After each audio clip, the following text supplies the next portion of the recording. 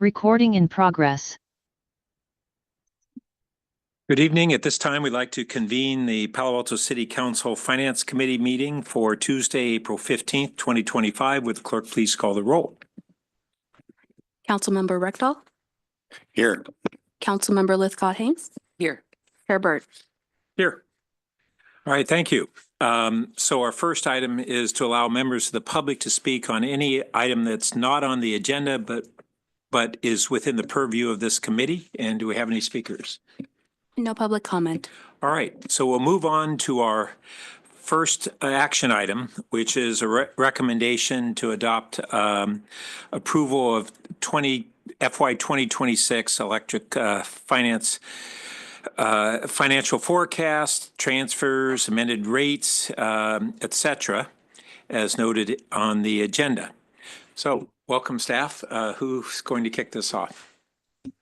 Thank you so much. I have a presentation. My name is Lisa Bellier, Senior Resource Planner, and I'll go through the electric presentation. I also want to note we have Jim Stack, Senior Resource Planner, on the Zoom call. If there's any questions, he's also available to answer them. The proposal for the electric utility is a 5.1 overall rate increase, which is made up of 11% increase in the distribution rates combined with a 1% increase in the supply rates. And some of the drivers for that increase include that this utility needs to do significant investment in grid modernization, which is going to be funded by both revenues and bond financing, with the first bond issuance expected later in fiscal year 2026. A healthy financial status is critical as this utility considers doing large projects as well as debt financing for grid modernization to ensure the most economical financing costs can be achieved. Additional drivers include reserves recovering from the 2020 to 2022 drawdown. And although in the current year, power supply costs are lower than budget, in the longer term, transmission costs and renewable energy targets are rising, resource adequacy requirements are tightening, and resource adequacy costs are expected to increase while resource adequacy sales revenues decline. Now, we did come to you in December of 2024 with our preliminary proposal, and what has changed since that time is a few items. We included a new warehouse and laydown yard for grid modernization, replacement of emergency generators, and additionally, the general fund transfer estimates increased in some of the years as we reflected that asset value increase from grid modernization. This budget also reflects the climate action budget, and the supply forecast was updated since that time. And you can see the percentage impacts, not in 2026, where the percentage is almost the same, but in some future years, we're envisioning potentially impacts to the rate trajectory.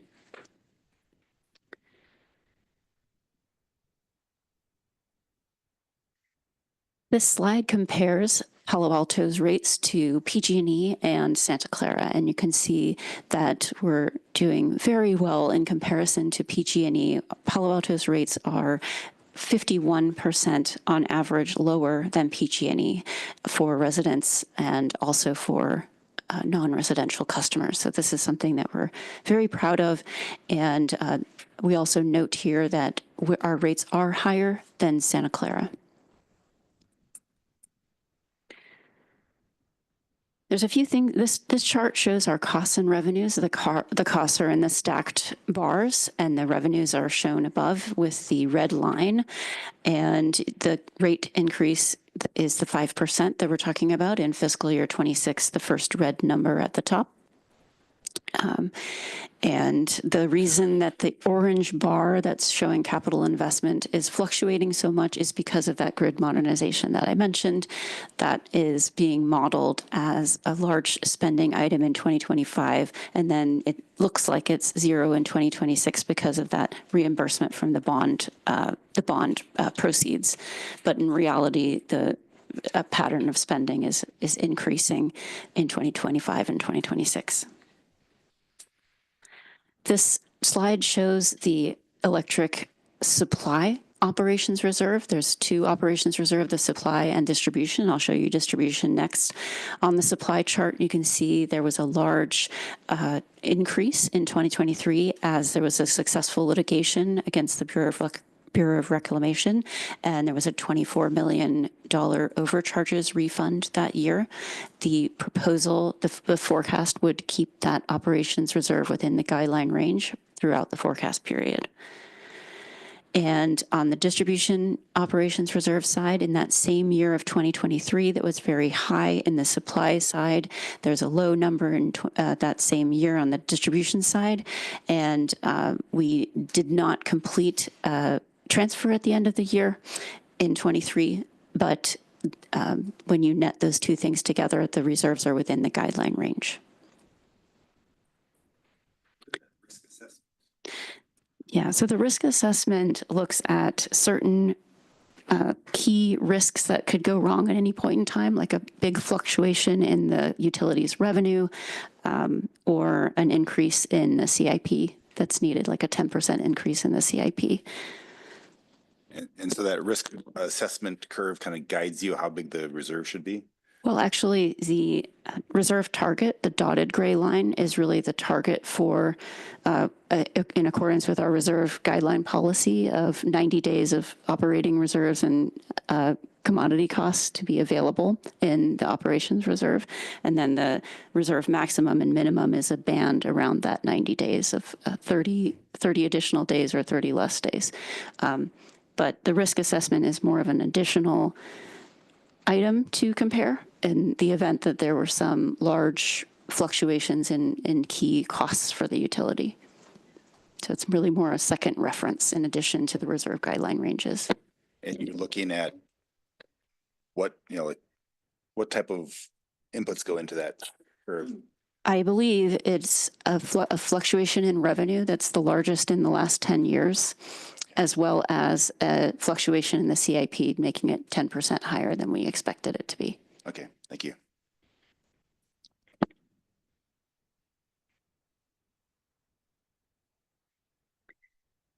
So for the bill impact, this chart shows the bill impact and shows that there are slightly different impacts of this 5% increase, and it depends upon the usage level of the customer. So we do have a monthly service charge, which means that the lowest use customers have a slightly larger percentage increase on their total bill.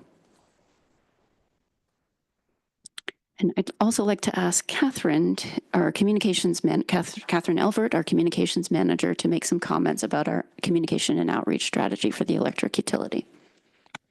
Thank you, Lisa. Catherine Elvert, Utilities Communications Manager. It's nice to be here with you this evening. Much as what we discussed when we talked about the water and the wastewater rate changes, we do have a communication strategy to make sure that we are getting this message out to our customers to inform them about the need for the rate increases, the reasons behind the rate increases, and the benefits to our customers. So our communication strategy is we want to ensure that we are being transparent and we're fostering understanding about what is happening here, and also to engage our stakeholders and inform them about their ability to engage in the public participation process. Our goals are to manage our utility services in a way that ensures continued safe, reliable, environmentally sustainable, and cost-effective operations. And as we discussed with water and wastewater, safety is really our top priority. So we do focus on maintenance and infrastructure replacement. And so when our utility pipes and wires and equipment ages, we do need to upgrade those to make sure that we continue to deliver those services our customers rely on every day. So as Lisa covered, some of the reasons for the rate increases, particularly on electric, are increasing costs, upgrades to the city's distribution systems, also state mandates for clean energy, capital improvement, and the need to replenish utilities' financial reserves. So we also want to focus on the fact that despite these rate increases, our utility rates remain competitive with other utilities. In fact, our electric rates are around 50 to 60% less than PG&E, and we're also roughly around half the cost of the electric utility that is served by other community choice aggregates such as Silicon Valley Clean Energy, et cetera. So lower than in our neighboring cities. But it's also important to inform our community members about what the city is doing to keep costs down and utility rates low for our customers, and then also what the city is doing to offer customers assistance with efficiency programs and services, for example, to keep bill costs low, and also financial assistance for those who need it. Thank you. So our recommendation for the electric utility, and this is something that the UAC, we went to the UAC earlier this month, and they voted unanimously to support this recommendation.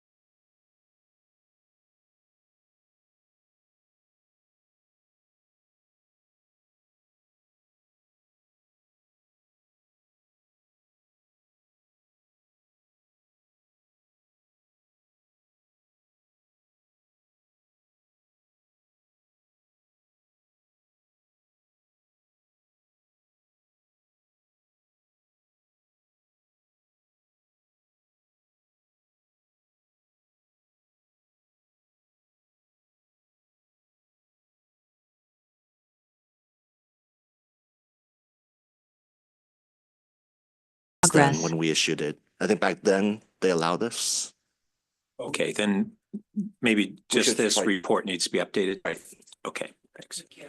In a similar vein, I noted on packet, on staff report, page 18, a similar sort of robbing Peter to pay Paul, if you will. It says that the financial forecast recommends a $5 million transfer from the supply operations reserve to the distribution operations reserve. And because, I remember from my first tutorial on finance about, how these costs are arrived at and passed through to the ultimate user, we have a cost of, buying the commodity and transporting it here, and then the cost of distributing it through our systems. Why is it okay that we would take the reserve from supply and have it support what's happening on the distribution side?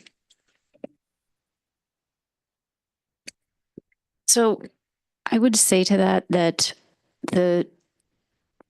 we operate the electric utility as one utility, and even though we have two operations reserves, we do have the reserve management guidelines outline when it's okay to transfer money back and forth between the reserves, when that requires council approval, when staff can do that transfer themselves based on previous council approval, and that it is not as clean as just every dollar that is in the supply side is related to commodity and every dollar on the distribution side is related to distribution. It's a little bit more complicated than that. And is it correct that especially in the last few years, I think we've had a number of unexpected impacts on one of those reserves or another? But we've been able to borrow 1 year from one of the reserve. The next year, we build into the cost structure to repay that. And that's been a pretty dynamic necessity. But each of these reserves are our best estimate for that subcategory. But then in the aggregate, if we looked at all the reserves together, we've got one aggregate reserve for each of those utilities. We could just call it one aggregate reserve, but we attempt to target more granular for each of these subcategories. Is that roughly what happens? Yes, thank you for that explanation. That's Okay. That's great. Yeah, I think the reason we broke it out before from supply and distribution, there was a risk of deregulation amongst the utilities electric. And so we did split it out in case that was deregulated, kind of like the CCAs right now with gas and electric. You have a supplier for gas, electric, and then PG&E is your distributor. So I think that's why we did it originally, was to prevent that deregulation, protect ourselves. And that happens the same for gas. And my final question relates to the role we get to play when we have some excess. The RAs, the high resource adequacy market prices, we are able to sell onto third parties energy in excess of that which we need. And I'm just wondering how you would describe our efforts in that regard. Are we could be conservative, we could be liberal in that, we could be sort of middle of the road in terms of trying to go after those markets and trying to attain that revenue. It's an exciting part of the overall financial picture here. And I'm just wondering how aggressive we are and whether we intend to be more, is it plausible or possible or feasible that we would be more aggressive in going after that revenue? Thanks, Councilman. I can take that question since I manage the supply portfolio. I would say that we are as aggressive as possible while still complying with our obligations, which are imposed on us from the California Independent System Operator, the ISO. We have to meet our capacity requirements for system RA. We have to have enough capacity to meet our entire peak demand every month, plus a 15% reserve margin on top of that. So we have to once we have met all that, we sell all the excess and we try to maximize the revenue we receive from the excess RA that we have in our portfolio. Great, thank you. That's it for me. Keith? You mentioned that Santa Clara had a lower electricity cost. Are they renewable, or how do they cut the costs? Brown? You go first. So, Santa Clara is just a really different city, really different service territory. They have large commercial customer base. Commercial customers are much less expensive to serve than residential customers. They have a lot of land use area that was traditionally manufacturing, has been replaced by some very large data centers that are, again, are very cheap to serve. So it's just a really different system than ours. And they also own generation, which is different than us. So Alan Curatori, Utilities Chief Operating Officer, formerly employed by the city of Santa Clara. So yes, they do have a different system in entirety. They do have natural gas generation in city. It is a very clean plant in terms of its efficiency. And they also own other generation resources beyond and outside of the city. Again, they're probably 6 or 7 times the size of Palo Alto.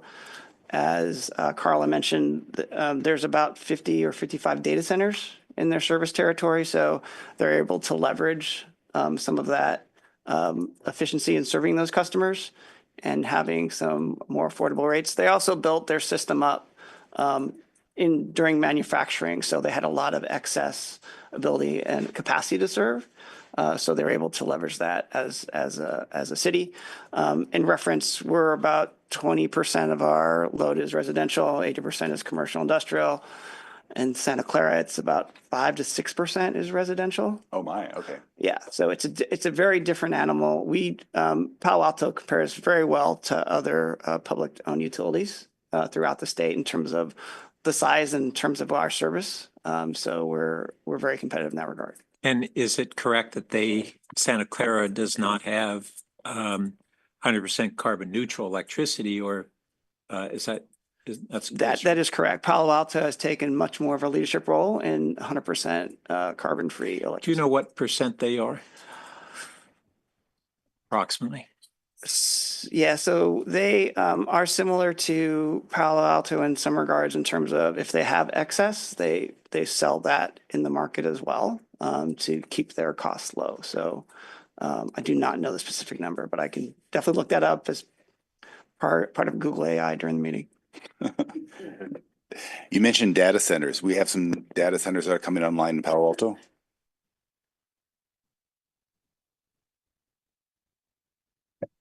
We have the Tesla data center that is ramping up at this point, Okay. and a couple of other customers that are contemplating. Okay. And what are the costs, the infrastructure costs that are required from that? Does the customer pay for that, or do we pay for that? Or is it negotiated? So the Tesla agreement was a pretty unique one in that we did have some cost sharing on the upgrades that were needed. The others are hypothetical at this point, so we don't have anything in place. Okay. So if someone calls you up and says, we want to put a data center in, do you think good? Or do you think, oh no, that's going to be a hassle? Is it worth our hassle? So these are very similar questions that are coming up at the UAC in terms of the city's ability to expand and serve higher than what we have in the past. As you may recall, the utility right now is very active in trying to engage with CAISO and getting a second transmission corridor, which will bring additional capacity to Palo Alto, and there will be several years for that to take hold. When we talk about data centers here, it is a completely different scale in terms of the data center size. So our peak is around, and correct me if I'm wrong, around 160 to 180 in terms of our system limits. Data centers in Santa Clara are into the 50 to 100 megawatt range. So it is a much larger capacity served.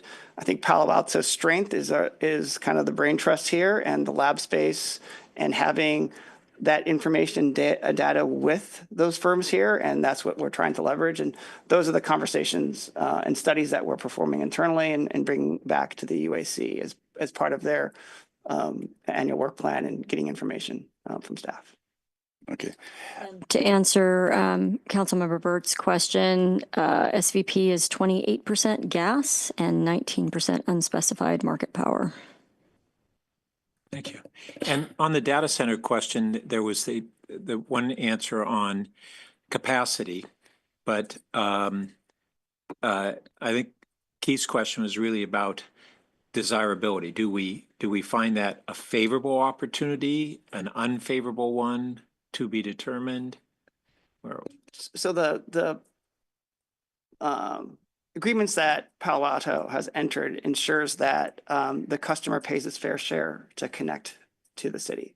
So that would be in terms of developer charges, or as was mentioned earlier, paying for the capacity and infrastructure improvements.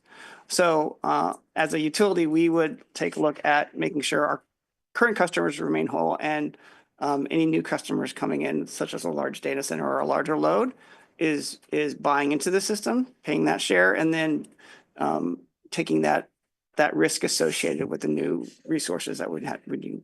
And I would just add, in addition to the consideration of whether it's a kind of a neutral impact on the utility, the general fund benefits. So the community benefits, things like fire coverage benefits. So those are things that are that secondary. Money's always good, yes. Yeah. Short answer is yes. That, bringing these loads in the right size, leading to economic development, helps all customers. I noticed in the staff report, the net metering rate has gone down quite a bit now. We're going from 14 cents down to 10 cents. And how's that compared to, let's say, 5 years ago, 10 years ago? What kind of rate did we buy at? Has it been historically going down, or is this the first step down that we've really had? I can take that question. It has been going down over time, and a lot of that is due to the fact that over the time there's been more and more solar generation built in California, and so that pushes down the value of generation during those solar hours. So the generation that the rooftop solar is producing in Palo Alto is becoming less valuable over time because of the saturation of solar generation during those hours. And in particular, the drop you saw from last year to this year was due to us kind of updating our methodology for calculating that rate, where we had been using sort of a less granular method. Now we switched to an hourly model, so we can actually track, kind of the hourly value of that generation and get a more accurate reading on its value to the city. So that's why there was the bigger jump this year. And if you look at the price of batteries, how long is it going to be before it's feasible to add batteries to soak that up? We are kind of actively pursuing one, maybe two battery storage projects, kind of larger facilities, not within the city, but in a pretty advantageous region, kind of where the generation is happening, where there's lots of solar generation. So you can expect to see some of that coming to you in the next few months. So you would be buying batteries near a generation site, and then anything that's stored in that, we get first cut at, or what? Correct. Yeah, it's sort of it's similar to what any of our resource power purchase agreements, where we have access to that generation, and we can charge it from the grid where that battery is sited, and then discharge it into the grid to kind of recover the value of that generation during the pricier hours. But for local solar, and this is a big issue, if it's excess of solar, we don't have any plans to have local batteries to soak that up? That's something that we are evaluating. We're taking a look at that. It's a little bit more complicated to obtain siting permits for something like that, obtain the land to actually own it ourselves. Becomes a bit more of a process within city limits, but that's something that we are taking a look at as well. And we had a program where anyone who generates electricity could sell it directly to the utility. Has that been fully subscribed? Not quite, no. We still have a little bit of room under I think you're referring to the CLEAN program. CLEAN, exactly. The feed-in tariff program that we have. We have about 160 kilowatts of capacity remaining under the solar limit for the 16-cent rate or 16.5-cent rate. And then once we get to that rate, the contract rate will drop down to our avoided costs of about 8 or 9 cents per kilowatt hour. So There's actually no cap on the total subscription for that program, but the rate will drop pretty soon when we get to the 3 megawatt cap on the 16.5 cent rate. Okay. My last question is about the fixed bill amount. I mean, from a utility standpoint, I think it'd be nice because that money, every customer is going to be paying that every month. So it's a fixed cost. And so that there's no uncertainty. But from an environmental standpoint, it'd be really nice to drive that to zero and just have a slightly higher rate that really makes the slope a little higher, makes gives them more incentive to conserve. Is that permissible? Do we have that flexibility, or with our cost of services, do we have to have a fixed amount? This charge came about from the most recent cost of service study that was completed last year and put into effect. And so my understanding is that was the result of that study, and there's not really an option to reduce that charge, but it's something that we can look at when we do the next update to the cost of service study. Okay, thank you. That's it. Well, bear with me. I have a few questions. We don't get to have this kind of deep dive too often in the year. So one, I wanted to ask a follow-up on the battery storage. Jim had mentioned that we were looking at remote storage and that for the economic value of it. But one of the things that I've always been interested in is that storage, if it's located locally, provides a value in reliability and resiliency, whereas the remote storage benefits us economically and provides resiliency even for the state grid, but not for us specifically and our ratepayers. So have we looked at, when we look at the pros and cons of where to locate storage, are we bearing in mind that objective of improving our reliability and resiliency? As we talked about last year, that we had an update at the council on how we stand on reliability, number of hours per year that average ratepayer is out. I forget the metric. And we had a modest decline in that in recent years, whereas PG&E had a significant decline. And we represented that as, oh no, we don't have any kind of a problem. Well, actually, the graphs showed that we had a modest decline in our reliability, nowhere near what PG&E had.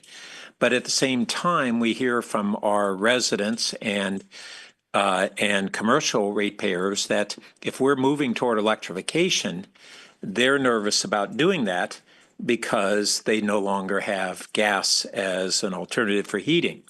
And I had requested at that time and had, I thought, support from the council that it's in a study session that we would be coming back and looking at setting goals for first, what would it take for us to restore to our prior kind of 10-year average or so on reliability? And then what goal should we set commensurate with electrification to provide our ratepayers with even greater reliability than we historically had if we're asking them to give up gas? So when we're looking at the location of storage, I thought in the last year or two we had a discussion about prospects for storage at even our own substations. I thought the Hanover substation was being explored, but maybe my memory's not right on that. And so is staff looking at storage within the city, not only through the purely direct economic lens, but this additional lens? So let me start out, and Alan might want to chime in here as well. So a lot of this is being looked at through the Reliability and Resiliency Strategic Plan, which is a SCAP-centric plan that I know you're well aware of. And so that work is being done, and more information will be brought both to the UAC and the council regarding that study. As far as specific potential storage projects at substations, Alan, can you speak to that? Yeah, so as part of the evaluation we're doing as part of grid modernization, and I think former Director Batchelor mentioned this at UAC and maybe at council as well, as looking at the potential of utility scale storage at the substations itself. So we are going to be taking a look at that in terms of some of the substations. As you may recall, as part of that plan, we are updating our Colorado receiving station and the East Meadow substation. So as part of that work on updating that substation, we're going to look at the possible placement of utility scale storage there, and then what that benefit would be, you know, as we connect that to the grid. So there may be some benefits we have for energy arbitrage, for resiliency and reliability, and, you know, what circuits that will be serving. So there are some flexibility, but we need to study that alternative in depth. Okay, thanks. I just want to make sure that we don't have a misalignment between, we have the reliability and resiliency plan that is getting close to completion and locking ourselves into some decisions that might not be aligned with what that plan would suggest we should be doing. So I just want to make sure the two efforts are well aligned. I should note too that on improving our reliability, the grid mod itself is anticipated to improve reliability. But I haven't seen any estimates as to how much. And I think it's important because when the public sees a price tag on the grid mod, part of that cost was later explained to us that we would have to do that anyway. I think it's now, it looks like it's 235 million is what we currently have. That was one of my questions we had on 228 million, page 15. Just go into that. We have the debt issuance of 186 million, and then there was another location in the report that showed an additional amount that took us up to what looked to me to be 228 million now as the estimate for the 229 million. Okay, page 14, just above the debt service line. And so I recall from last year, we had a clarification that maybe 40% of that cost we'd have to do anyway. It wasn't purely to increase our capacity for electrification, that we had equipment that was nearing the end of its useful life. And so X percent of that 229 million is what's really the net cost of electrification. But we also get this benefit of greater reliability. But I've not seen any estimate of that benefit. And I appreciate that's not going to be a precise number, but as we're trying to project how do we improve our reliability in order to make our ratepayers more comfortable with electrification, we need to have those estimates built in somewhere, even if they're a range or an estimate, because I don't see how we'd be able to be precise on that. So let me start first by just chiming in and also agreeing that, you know, the grid modernization is going to do a lot of good things for the utility in terms of replacing aging infrastructure. So you're going to have stronger poles, you're going to have new transformers. So that enhanced reliability on aging transformers that would technically fail or have issues will be inherently better with new transformers with added capacity as well. So that's going to inherently increase the reliability. We also have a much more, I would say, assertive program in terms of what we call line clearing or tree trimming to ensure from some of the best practices and are increasing that to when we have outages, we can also bring customers back sooner. And as we do this, grid modernization is also looking at additional tools that will help us analyze the system using AMI and using our other grid technologies to narrow down where those outages are to bring customers back earlier. So that's part of the studies we're doing, and we can bring some of that back in the future to give you better metrics. Great, thank you. Follow up on that. Yeah. sometimes there'll be cases where a single incident, whether it be a traffic accident or a Mylar balloon, knocks out a huge area. And so with the grid modernization, are we changing the structure of the grid at all to make those outages smaller? A very good point. There was an outage recently on one of our larger our lines.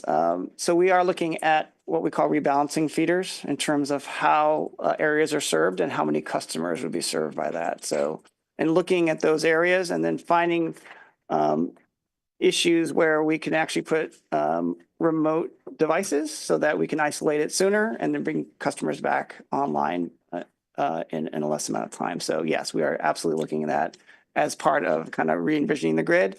I did want to mention, as we phase the grid modernization plan, we're going into certain phases. So as we start building these new systems, we can actually take a look back at the outages in the past and really show kind of before and after. And so that will be some concrete data that we can bring back. Thank you. And as I recall, in 2021 and I think into 2022, when we kind of had a spike in outages, as did PG&E even more so, but we had an unusual spike. And we went back and we look at what do we attribute that to? And at first it was said, oh, it was just kind of that kind of variability from year to year. And then we looked more deeply at it. No, it was we were able to identify several different causes that maybe contributed to having more of them. Part of it was our staffing levels. We had allowed our I think our utility dispatch, we were down to a fraction of our authorized staffing. We had response crews that we were depleted, and we've since, my understanding is, rebuilt our staffing, and my notion is that has contributed to restoring a great deal of our reliability. And this all goes to, I think it's really important as we're looking at such an important electrification program that we tell the basic narrative about what our investments are. This $229 million from on grid mod. We previously had a range, I think, was 200 to 300 million. Now we've really narrowed that. And then it was explained to us that a certain percent of that, which is an estimate, and I think it was around 40%, was described by John Abendschein that we'd have to basically do that anyway. So you subtract 40% from that 229, and that's what's there to expand capacity for electrification of residences and otherwise.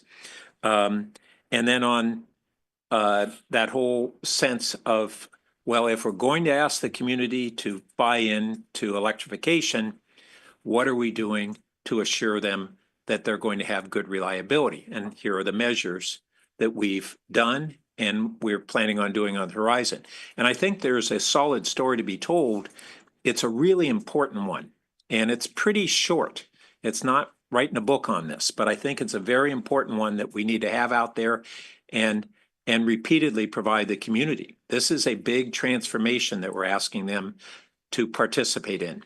And they need to understand what it's taking, what we're doing to facilitate that, and what we're doing to increase that reliability. And I think there's a good story to be told. So, okay.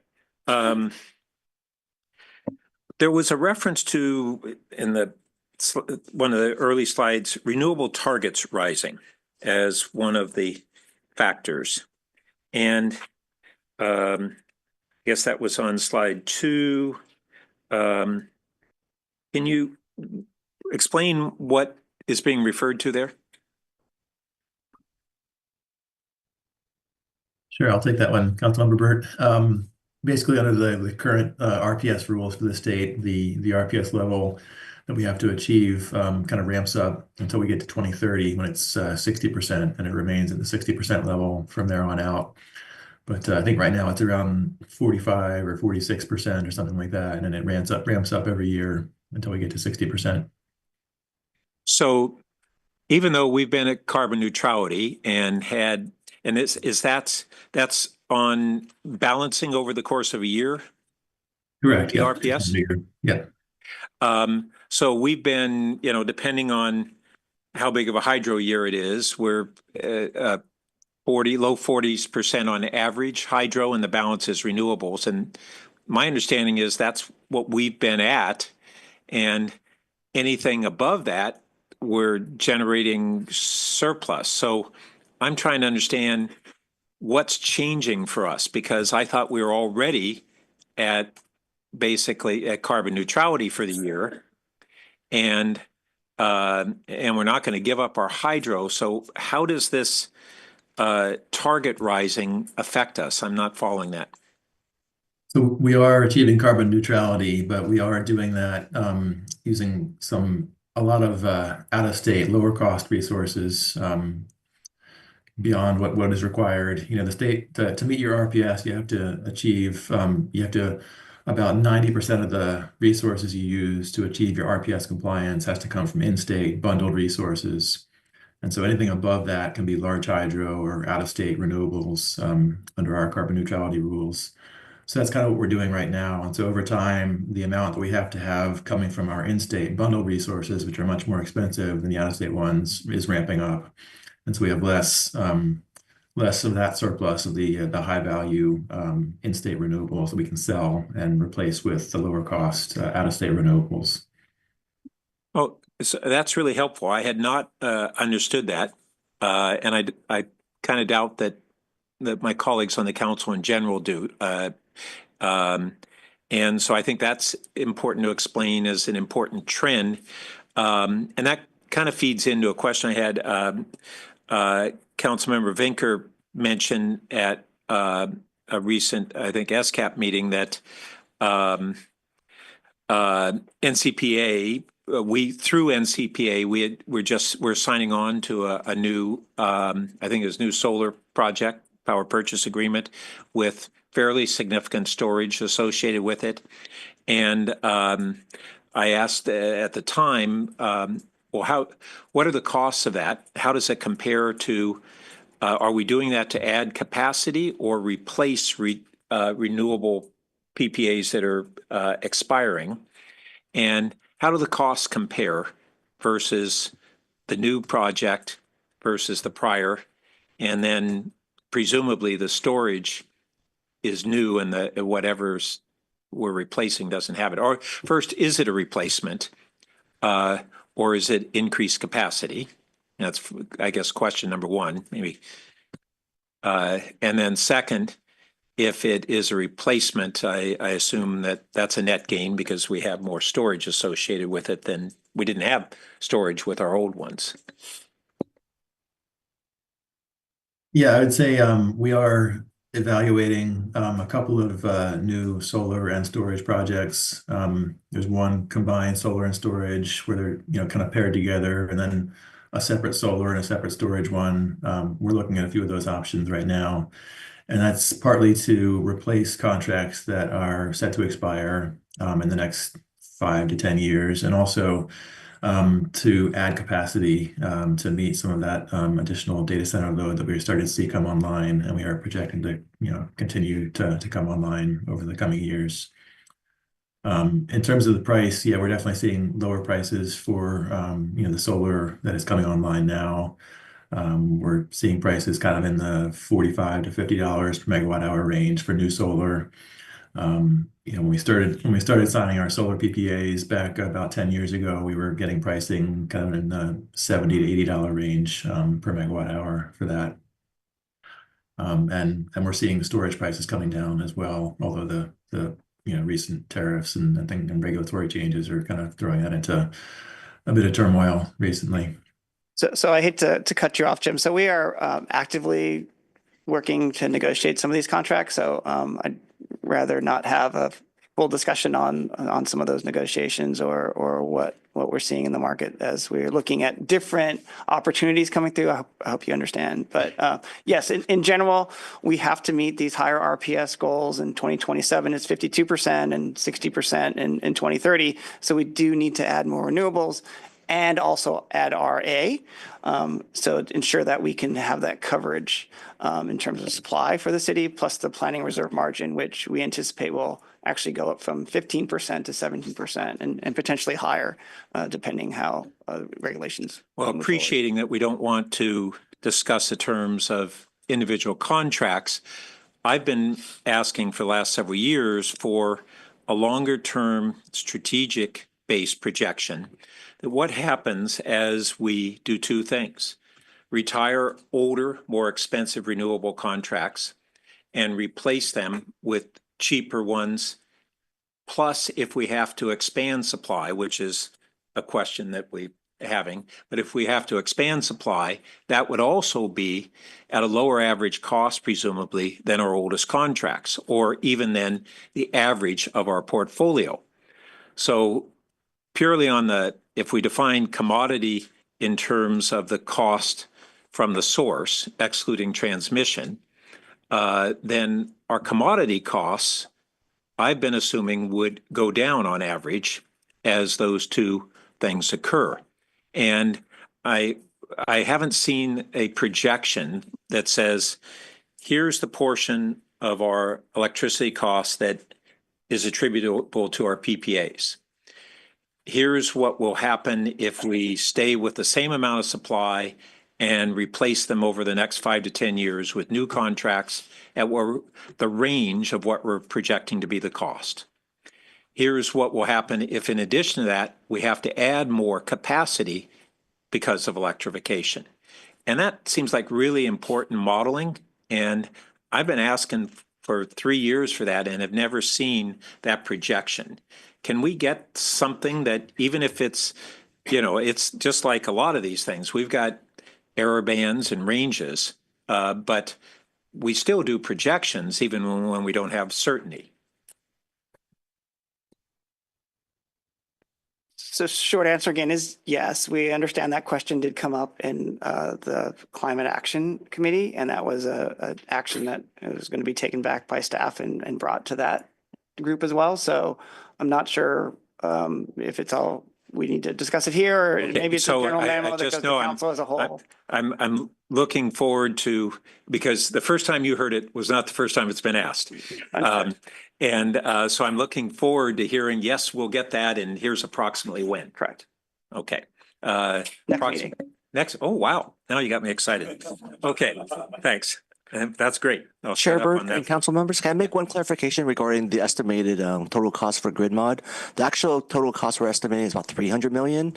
The 229 you're seeing is just the forecast between FY26 to FY30, but there are some dollars budgeted past FY30. Okay, thank you for that clarification. But you're absolutely right about that. 40%, 120 million is it's to replace existing CIP for the infrastructure that's over 50 years old. So we're only adding about 150, 180 million in addition. Great. And the life of that grid, the new equipment, would be about how long? Probably anywhere from 50 to 75 years, I would guess. So then we're talking about, if we amortize it, just single digits per year in millions, correct? Probably, yes. Yeah, that would be a useful number, because when that number came out and it went to the press, it freaked out a lot of people. Mm-hmm. First, it was the 300 million, not 60% of 300 million. And then it was, oh my gosh, that's a huge amount. But when you spread it over its life, it's really not a massive investment. That's a good point. Thank you. Yeah, thank you. Okay. I did want to go back to the question Julie had on the load forecast. And when I look at figure 2 on page 7, first, I want to acknowledge that we had a drop in 2021 that was primarily, I think, COVID related to commercial decline. And the recovery really through 2023,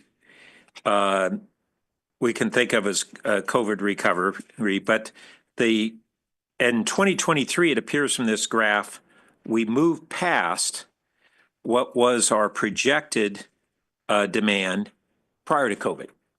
And so beyond that, 2024 and then our current fiscal year, whatever we're seeing, have both shown growth. And that's a fairly, if we look from 2021, well, that's a steep, steady rise. But I'm kind of dismissing the first couple years of that. And then the next couple years, including the one we're in, those are only a few data points, but they do suggest that we're in a period of growth in demand. And one of the things that I'd be interested in is, can we break this down in the future on residential versus commercial so that we start understanding the impact of not only building electrification, but I think the greatest impact that's happening on residential demand is vehicle electrification being done at the residential level. But as we're struggling on understanding a lot of things through the SCAP, those trends are important, and we'll have more data in another year or so and see whether we're seeing a continuation of a trend that is closer to the upper bar of your forecast, or whether it starts returning to the prior forecasts. But if we look at the dotted line there, we've upped our projection from the previous forecast, long-term forecast, but it's still, what we did was we said, well, we're upping our base, but then the rate of decline is staying the same. And I'm skeptical of that. I think we upped our base because we actually are seeing a different pace, as opposed to it was just anomalous and ups the base versus changes the slope of the graph. Yes. Anything? Is there a question, or did you want a response? Well, if you have any, that would be welcome. Yeah. I mean, I would just acknowledge this for financial planning is a conservative forecast, and when setting rates, we want to make sure that we're recovering our revenue requirement and not overestimating the amount of sales that will occur. We are a month away from starting this process all over again and updating our forecasts. And as you said, we have some new information that will be taken into account when we're doing our forecast next year. Great. I'll look forward to it. And then on the cost comparison, I was really glad that you noted that we not only are favorable by 50% compared to PG&E, or put differently, we are half the cost of PG&E, which I will reiterate as many times as it takes until press starts reporting it that way. And I saw that was really also the case on the commercial too, right? In most, and then we already went through the Santa Clara comparison, but it was really noteworthy that the community choice aggregators, Peninsula Clean Energy, Silicon Valley Clean Energy, they are almost the same cost as PG&E, and they have a lower cost structure than PG&E, and they're taking. My understanding is, and I'd like to better understand this in our comparison, what are their investments out of their gross revenue? What portion of that is being invested into their own electrification programs, which are very like ours? They're outstanding and they're not identical to ours. But that's a point of comparison that would be very interesting, is that because they are not, unlike us, they are not returning as much of the lower cost to their customers. And that's part of our story. But in comparing ourselves to all these communities around us, they're paying, those ratepayers have willingly signed up to the community choice aggregators because it's greener power, because communities like ours say, we want to do it. And their ratepayers have bought into those prices and basically bought into a higher investment, or willing to pay more for the greening of their utility. And it really suggests that we have an open discussion on how much we have going forward that our ratepayers would say, no, if that's what it costs, if we're looking at our funding plan for electrification, which we've been looking at, what would our ratepayers willingly do? And when we go back to the, what was the program we had 15 years ago, Palo Alto Green? And it was brought to my attention. I thought, well, great, we got 20-something% of our ratepayers who are willingly paying a premium to have really offsets at the time. And I thought that was great until I ran into someone at a conference that had this they were from the East Coast, and they said, oh my God, your Palo Alto Green program has triple the subscription rate of any other comparable program in the country. And now I was never able to verify it, but that's what they were fully aware of from outside of Palo Alto, someone in the field. And it further indicates the support we have in our community, residual support, to really continue our efforts and maybe even increase them.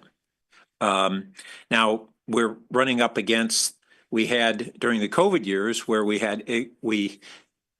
deliberately held back on rate increases and had very low rate increases. And then we've kind of had a catch up, but particularly on the gas, like we're seeing now.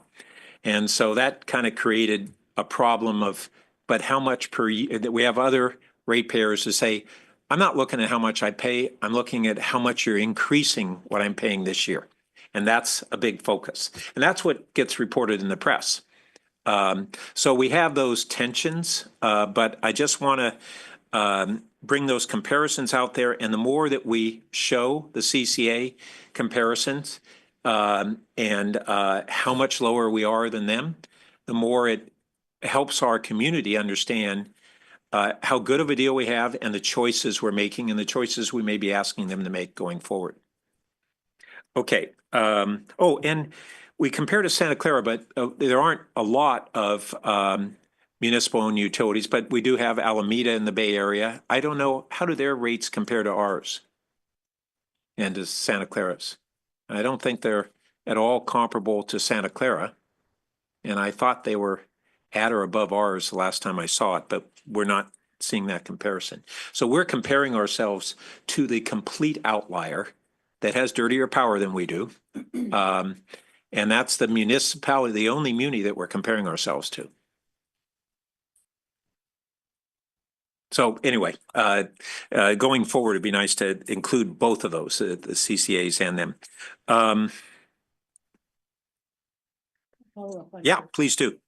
Just to follow up on Pat's inquiry about or inference that we could be doing more to help the press amplify the message, or we could hope the press would amplify the message that we're half the cost of PG&E.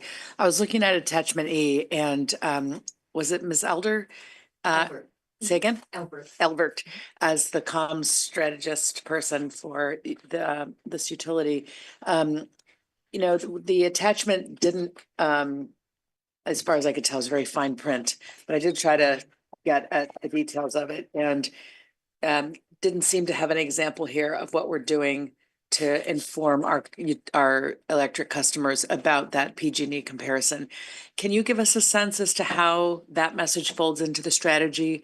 It does feel that this is something we should be so proud of and really champion and shout from the rooftops. I've seen it in my insert recently. Okay, see, I'm not the one that pays the bill in my family, so I could be missing it, but I would love to know, as part of the overall comms strategy, what attention is being paid to that PG&E comparison, and are there any drawbacks of doing so? Very good question. And absolutely, we are trying to reiterate that comparison and the incredible environmental benefits that our customers receive, despite the fact that our rates are so much lower than Pacific Gas and Electric. So we, of course, utilize a variety of communication channels to try to get the message out to our customers wherever they can receive the information. So as Chair Burt mentioned, we have utility bill inserts. That's a great way to provide information to our customers. If you receive a paper bill, you get that in the mail.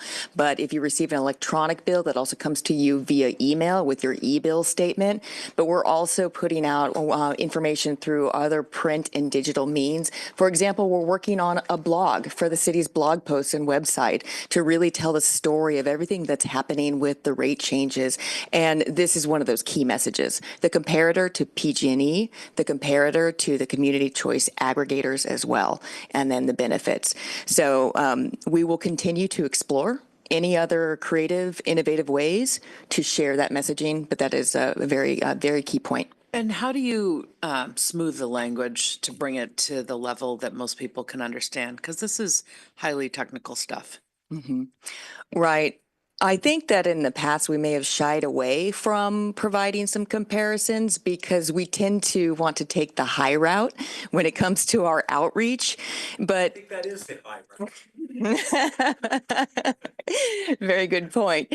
But, you know, as we will, you know, we discuss, nobody likes to see an increase in any type of bill, right? So an increase in what you're paying is a tough pill to swallow. So what are the upsides to that? Despite our rate increases, we are still, Palo Alto residents are still paying 50 to 60% less than PG&E customers. I wish I lived in Palo Alto, for example. So yes, the rate increases are necessary. No, nobody likes an increase in costs, but look at all the benefits and the reasons why we are increasing these rates. I mean, we were just talking about the benefits of electrification and enhancing the reliability of our electric grid. And so, yes, costs are rising everywhere. Inflation is impacting all of us, but still, these are the benefits, and we're still doing what we can. We also, another aspect of our messaging is the amazing measures the city is taking to keep our costs down. We discussed some of those, such as negotiating better contracts for renewable energy, negotiating new contracts for renewable energy, selling off surplus energy or resource adequacy to bring in additional revenues. So we are keeping our costs low despite rising costs everywhere else around us. Thank you for that. The last thing I would ask is, you know, there's today's message about tomorrow's rate increase, but then there's the longer term effort to move the entire community to 100% electrification. So today's messaging actually is part of that larger narrative that is really trying to drive behavior change. Not just, you know, can we be proud of what our rates are today versus PG&E, but can we be so proud of what this city is doing and how forward thinking it is that despite these rate increases, we're still buying into the bigger picture. And I just wonder, when you are mapping out your work, everyone's got these forecasts. In a calm sense, you know, are you connecting the dots between today's short-term message and the longer-term message of 5 and 10 and 20 years? Absolutely. That is our strategy, to look at the big picture. As we discussed the electric grid modernization project, of course, it's going to take many, many years, and it's going to take many years for us to continue to drive homes and businesses toward electrification. But yes, big picture, long-term investment in the ultimate good for the community. And kind of two big related consequences of these low electricities. Super green electricity, low rates. That means that the return on investment when our ratepayers, commercial or residential, electrify is a better return than in PG&E because they're paying twice as much for that electricity when they put in a heat pump. On the other hand, when we put in rooftop solar, we have less value to it because we're being compensated in relation to our costs versus PG&E's costs. So that's unfortunately one of the downsides to cheap electricity is the return on investment for solar is that. Nevertheless, we have a really high solar adoption rate in our community, and we have, despite the fact that storage with solar, battery storage, is not clearly cost effective yet, certainly not until we get time of use charges, which will help that a bit. We're seeing, my understanding is almost everybody's putting in solar these days is also putting in storage. which goes back to they're not doing it predominantly for the economic reason. They're doing it because they value that reliability and resiliency for their own homes. And that's a factor that we need to recognize as part of the decision making, that just like when we look at storage value for our utility, and there's that reliability and resiliency value, individual ratepayers are deciding on that basis right now, time and again, because you look at the economics and you go, well, it wouldn't make sense to put in a battery, and almost everybody is. So we just need to recognize that people place a high value on that, even if they can't clearly quantify it.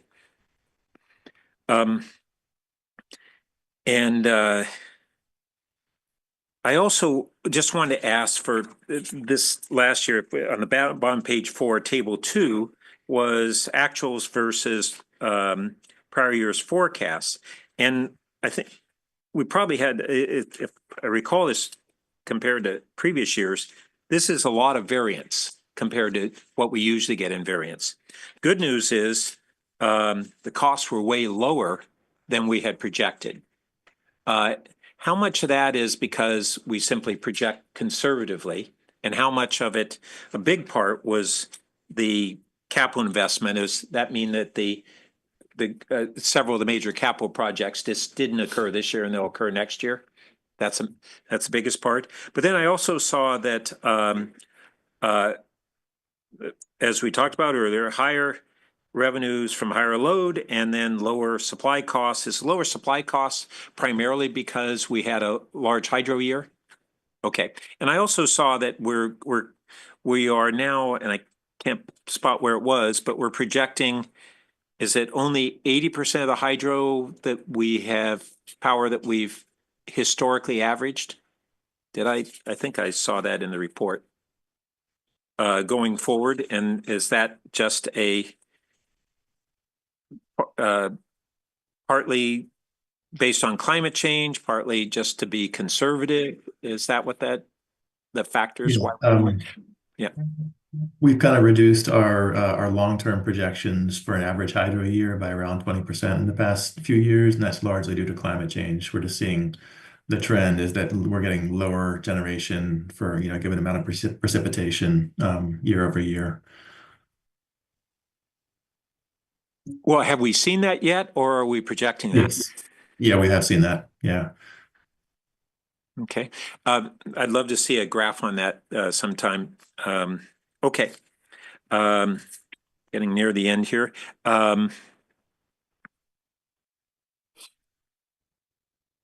Sorry. There on page 9, it said, if demand goes up, we'll need to buy more market supplies and RECs. Can you explain why we instead wouldn't just be having additional power purchase agreements of renewables rather than markets? Is that demand, unexpected demand in a year that it fluctuates more than our ability to sign those new contracts? Is that why we would do that in the short term, but in the medium and long term, we would move toward more renewable PPAs? Yeah, that's correct. It takes about 4 or 5 years for a new project to come online once you get a contract in place for it, typically in California. Okay. And I guess that goes to that question of when we're looking at that projection that we were talking about earlier, if we are underestimating that growth, then we're not locking in those contracts as soon as we otherwise as part might. of the information request that you made as part of the SCAP, we're going to bring back, just for clarity, kind of a stacked chart showing our existing power purchase agreement by type of, if it's solar, is it geothermal, is it small hydro, large hydro, do a projection in terms of what that would look like under the varying load conditions, and also layering in the renewable requirements. So you'll see some of that in addition to we're studying the addition of these new power purchase agreements. So I know that's a lot, but I just wanted to address your concern that that's going to be coming and then presumably, depending on the form of those PPAs, how much they through either storage or geothermal or otherwise, the value of those to sell the surplus goes up. Maybe one might be more expensive to buy, but the potential to sell it off, it goes up because we're not just having solar when there's surplus solar. There are market forces there Yeah. in regards to other requirements as we ramp up. So they are something that is traded and the price does vary. So I don't want to presume that it's going to be a high revenue source the more we buy.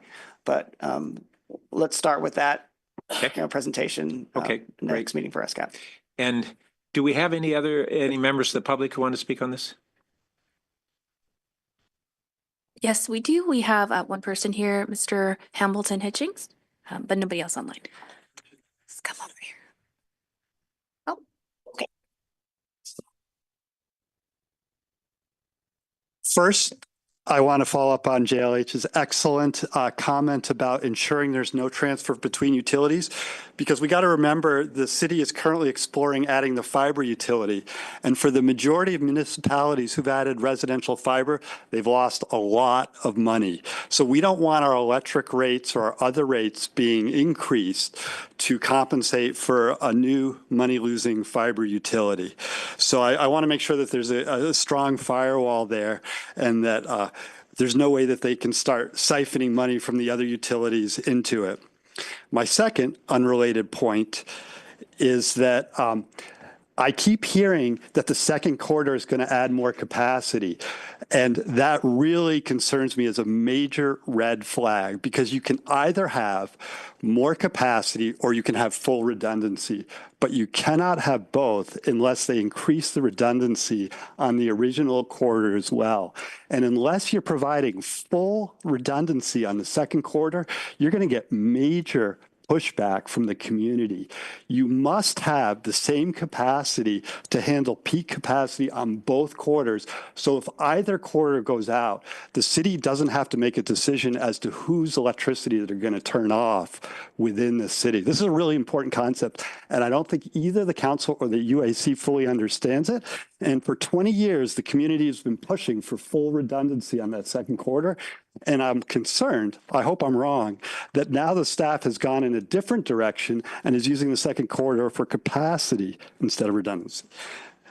My third unrelated point is that while we spend a lot of time talking about how great the electric rates are compared to PG&E, the gas rates are not great compared to PG&E. And I'll have more comments when we get to gas. Thank you. Do you mind if we take one more? Someone just raised their hand. Okay, perfect. Jennifer, you be next, and you'll be given 3 minutes.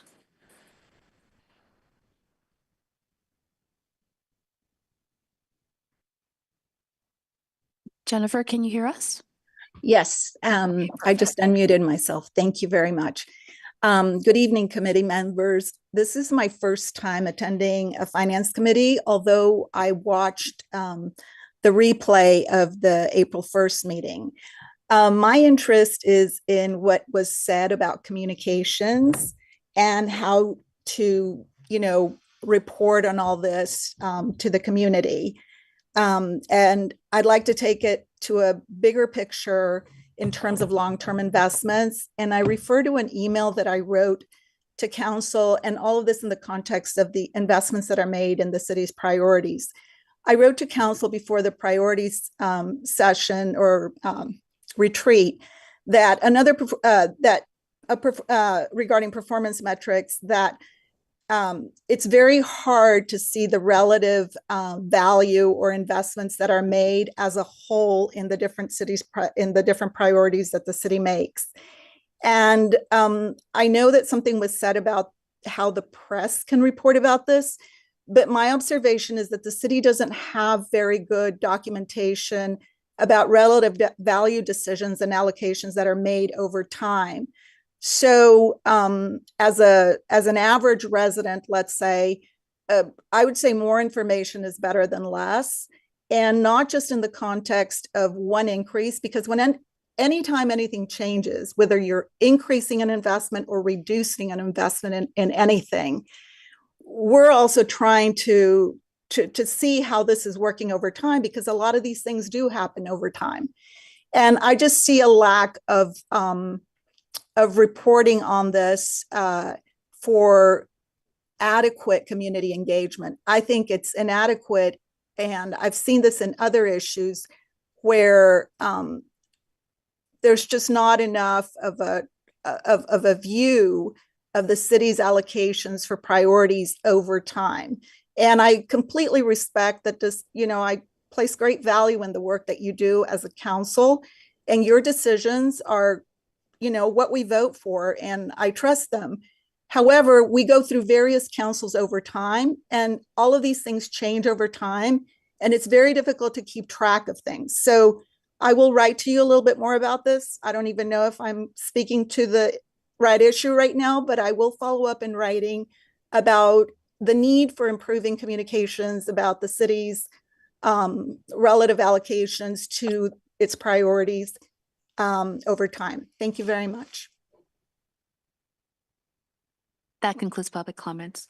Thank you. And Hamilton had the question on, as we're looking at the second, I think it was referring to the transmission corridor. And my understanding is that we're looking at that now in both terms, that its value on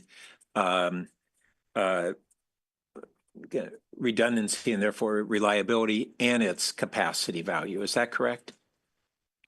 Yes, that is correct. So as part of the CAISO's transition planning process, we've provided them, as noted in the packet, that high load growth scenario, which generates the project to bring additional capacity.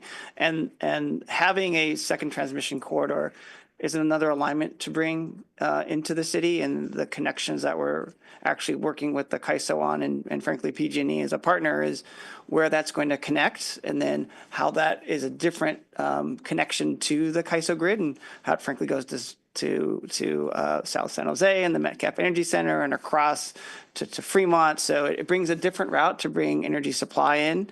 And in terms of that transmission planning, we look at it as what we call an N-1 scenario. So if you have one of your largest lines go out, can you still provide that power? So there is a redundancy, there is a reliability factor that's built into the system. It's a little different than 100% redundancy. On a transmission planning level, they look at it as a N-1. So you have your 4 tires and a spare.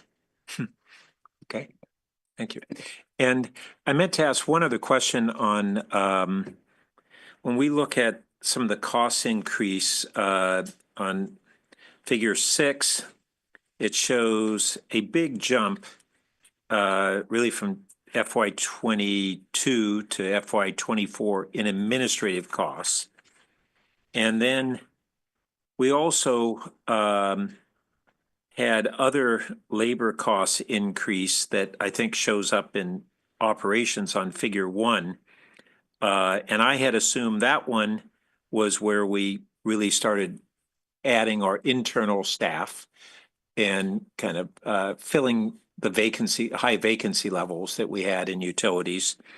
But my understanding was we were also, when we didn't have the internal staff, we were contracting out a lot more. So I want to just understand what's going on in those costs, what's driving those to go up that significantly in those periods, and understand why we're not seeing under operations our own staffing increase offsetting a decrease in contractors. And maybe that in part is it's labor for the grid mod too at a certain point, but I don't know how those pieces fit together. Yeah, I can speak to some of that. So some of the labor is going up because we did add probably 6 to 8 FTEs for electrification, for engineering, and also for operations. And we have filled most of those. So we've been very successful in recruiting from Cal Poly and Sacramento State. Is that under the administration It or should be operations? operations Okay, mostly. And then regarding the contract cost not going down, that is right also because of the grid mod. We still have VIP, MP next level here helping with the construction. So those haven't really flattened. So these engineers are actually doing more design for the phasing of the project. And I think also you mentioned earlier, we have filled some of our hard to fill positions, the system operators and linesperson.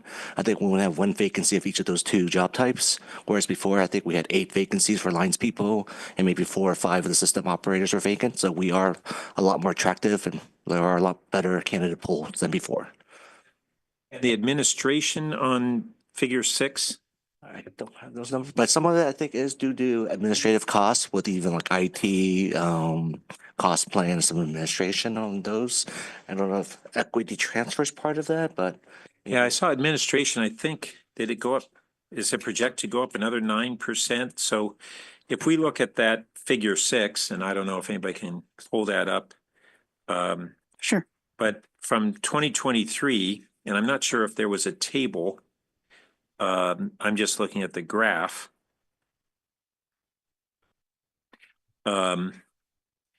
It is showing a big jump in that really primarily from 2022 to 2024, and then more gradual increase thereafter, but a big jump there.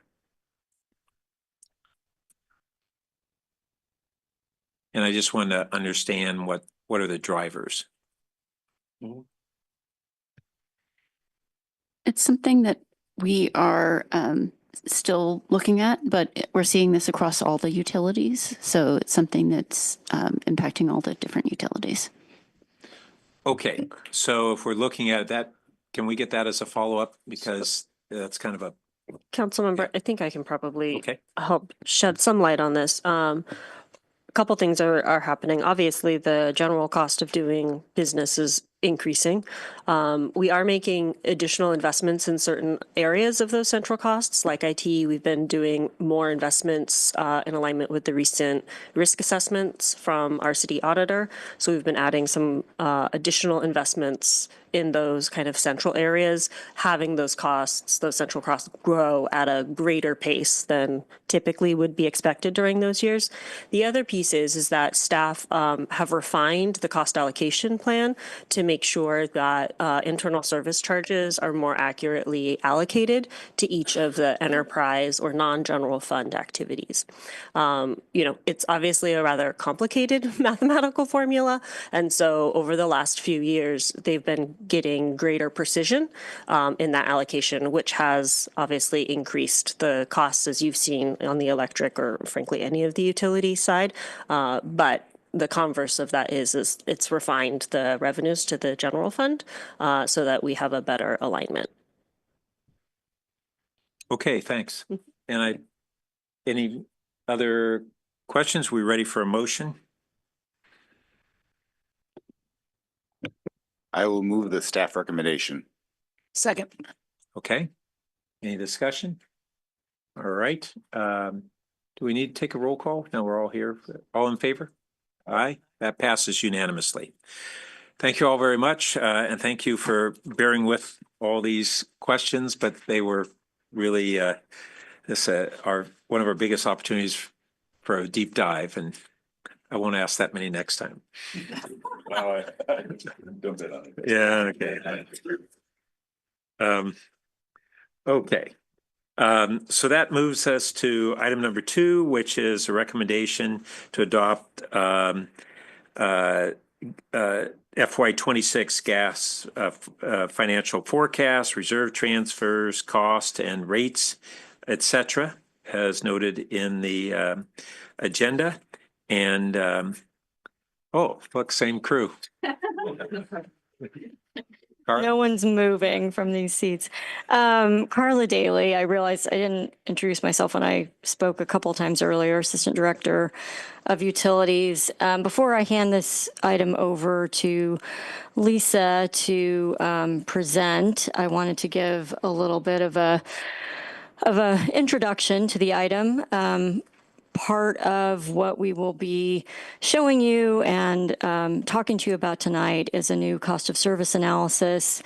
And I first want to just acknowledge that this can sometimes be a frustrating conversation for decision makers with the constitutional requirements of Prop 26 and sometimes the way that these cost of service analyses get rolled out. We do perform one for each utility in approximately the every 5-year cadence.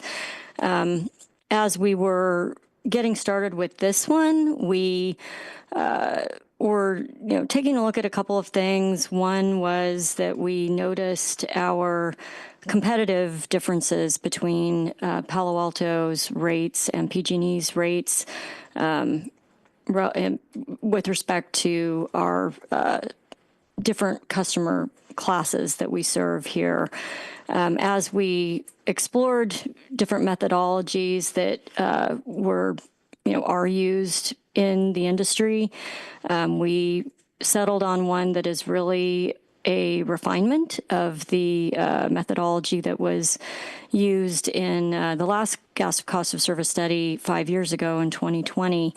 The results of the new study do appropriately recover costs from each customer class and have another result, which is that some customer classes are more competitive with the proposed rates compared to PG&E, specifically the G2 customers and specifically the smallest of the small. So those are very, very small businesses and multi-unit residential customers that fall into that category.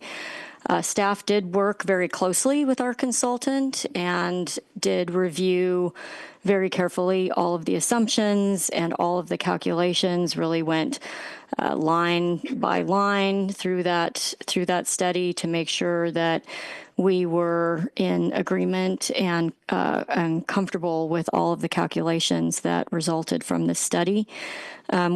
We also do feel like the staff proposal, which has been supported by our utilities advisory commissioners to use some funds from the gas cap and trade revenue fund to offer a climate credit to those residential customers which are feeling the impact of the new cost of service allocation more than some other customer classes.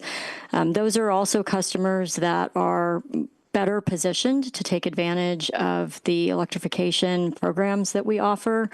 It's much easier to electrify single-family homes than it is to help small businesses and folks living in multi-family residences. But I would just close by saying the cost of service allocation is a zero-sum game. We have a revenue requirement that we need to recover, and that a side effect of that is that there will always be sort of winners and losers, so to speak, that result from those analyses. So with that, I will turn it over to Lisa to go through the slides. Certainly welcome any and all questions to the extent that you feel comfortable letting her kind of get through the story, and then we can take questions toward the end. I think that would be helpful. Thank you.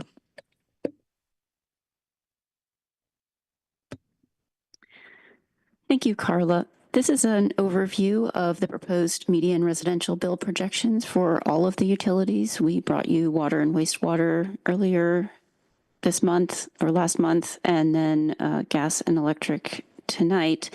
And you can see what Carla was mentioning. The gas utility for the median residential customer has a 22% impact. This is a number that changes depending upon the usage levels and the customer class. And I'm going to talk about that a little bit more in a minute. I want to reiterate, this is not something that staff takes lightly. We understand that these rate increases have impacts to residents' lives and their finances, and we take great care with our review, and this is the result of the cost to serve each customer, as well as the balancing that with the costs to run the utility and the safety of the system and long-term maintenance and risks. This slide reflects the Utilities Advisory Commission's recommendation that Carla just provided as an overview.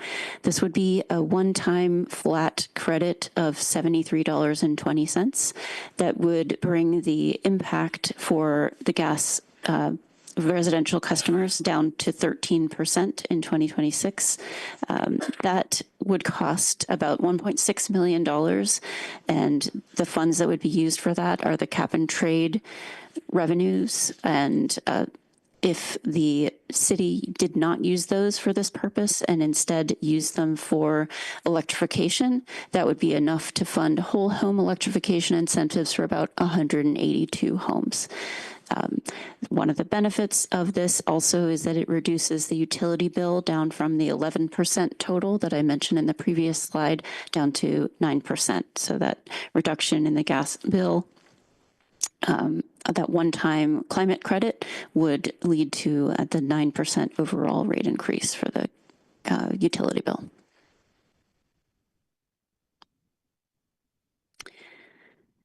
When we look at the overall revenue increase or the overall average rate increase across the classes, it's a 5% rate increase.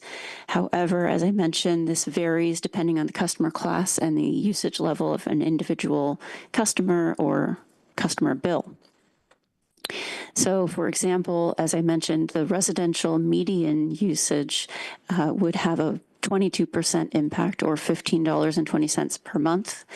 And the small residential master metered customer would have a 53.6% reduction in their monthly bill. I'm going to talk for a minute about some of the drivers and reasons for the overall rate increase, and then I'll talk a little bit about the cost of service study and the results. So some of the drivers for this overall cost increase and rate increase are replenishing reserves from the drawdown in the last few years. We're continuing to try to restore the reserves to within guideline ranges. Increasing labor costs, allocated charge costs, cross-border program costs.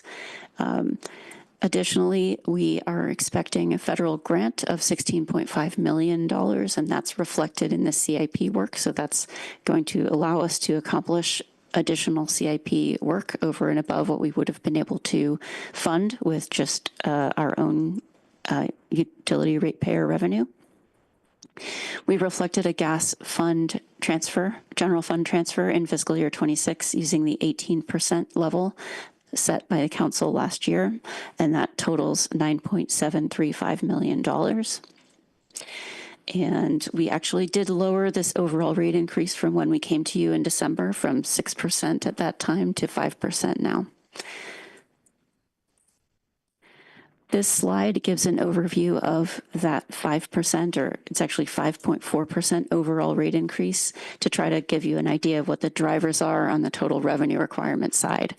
So 2.2 of the increase is to replenish reserves. Operating expense increases are 1.6 million, and the general fund transfer is 0.7 million.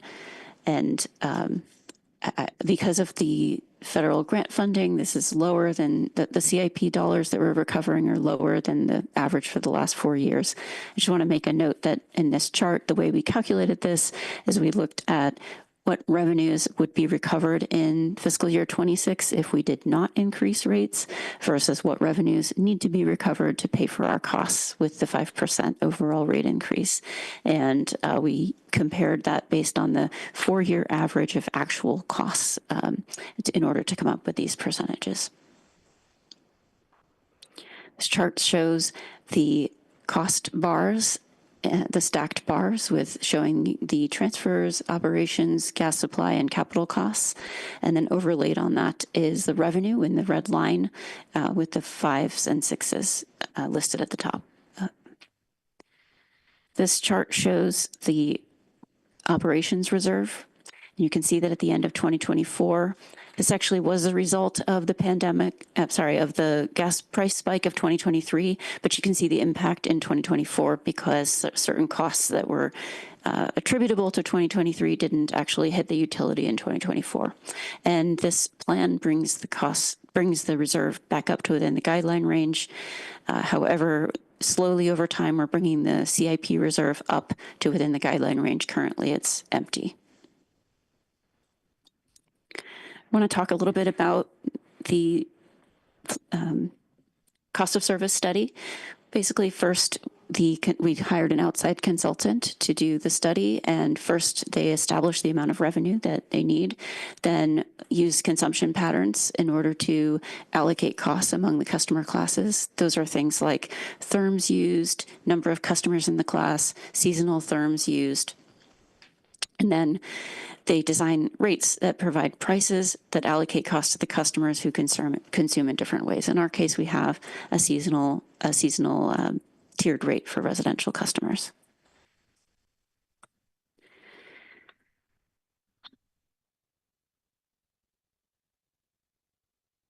We use standard methods in our cost of service study, and these studies have taken on more significance since the passage of Prop 26 in 2010.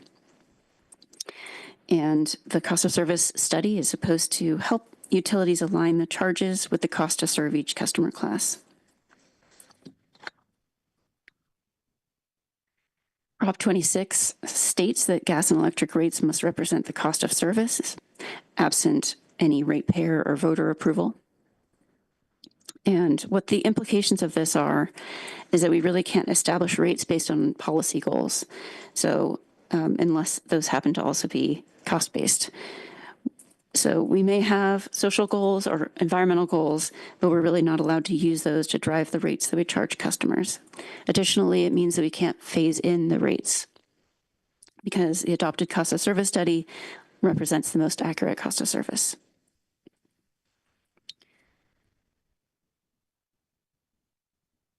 This slide tries to capture in a nutshell the results of the cost of service study.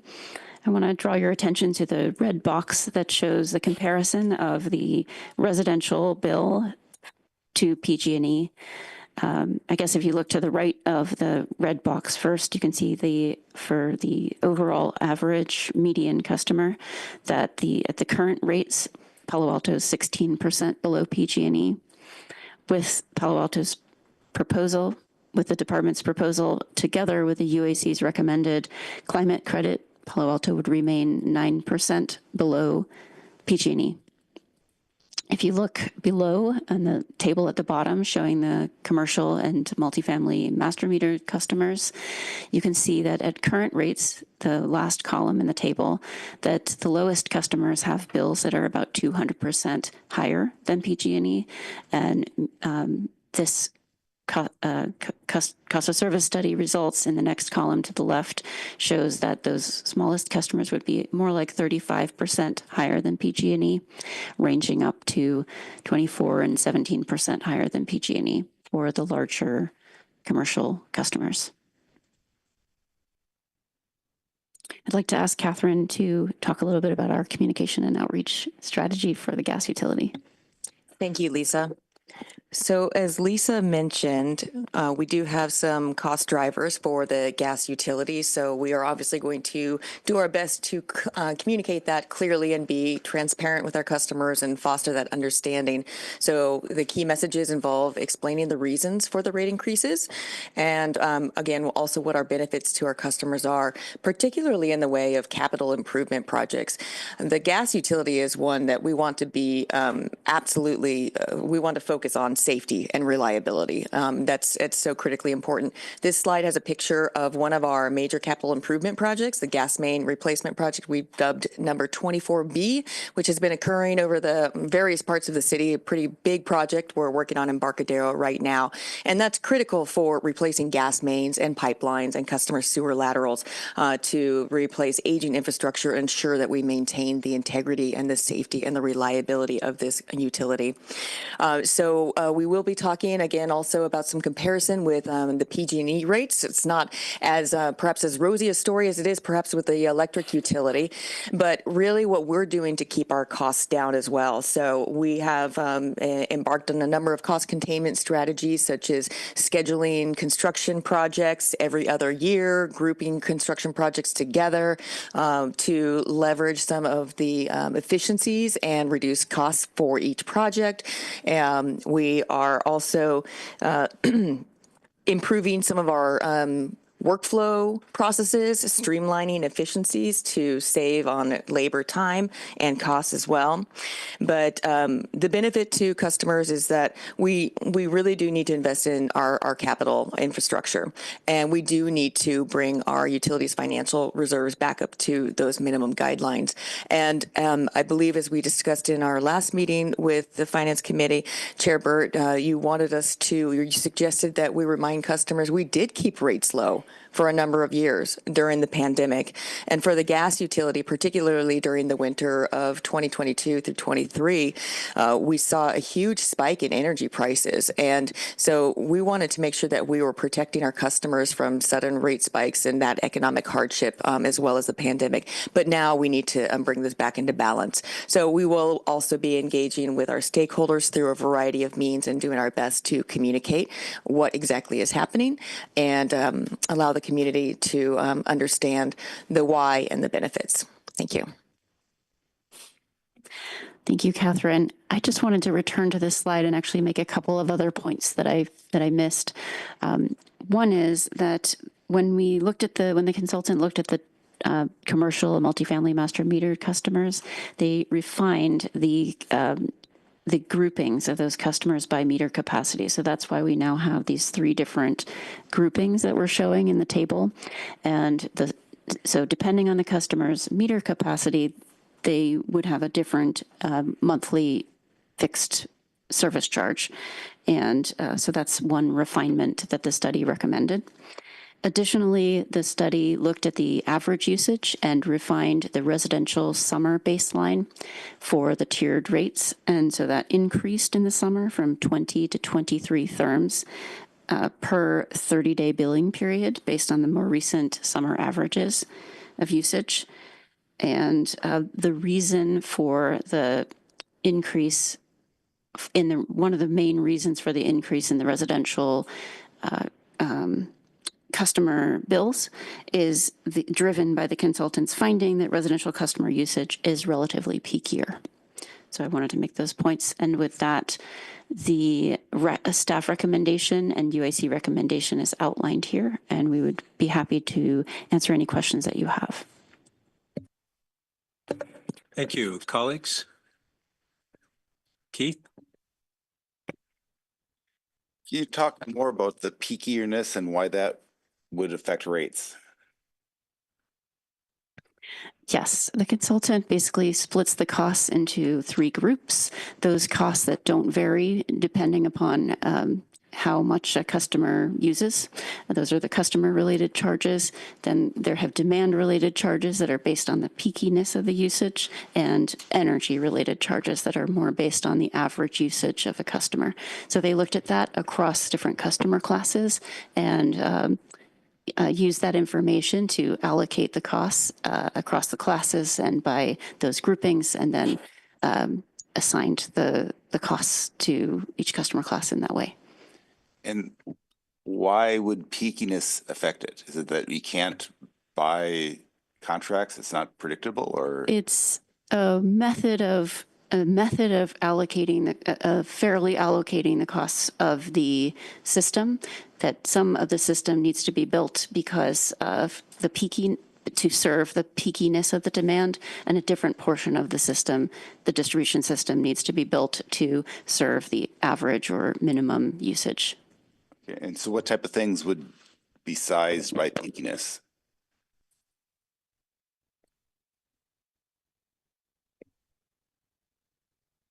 To the rescue. Matt Zuka, Assistant Director, Water, Gas, and Wastewater. So the peakiness is going to be mostly the pipe size, the regulator side, the infrastructure that's going to convey. And so we'll have larger infrastructure on something that's got a high peak on the gas side. Same thing as water. We tend to size infrastructure on the water side to support fire flow, which is the peak demand, not the sort of peak hour demand of consumption.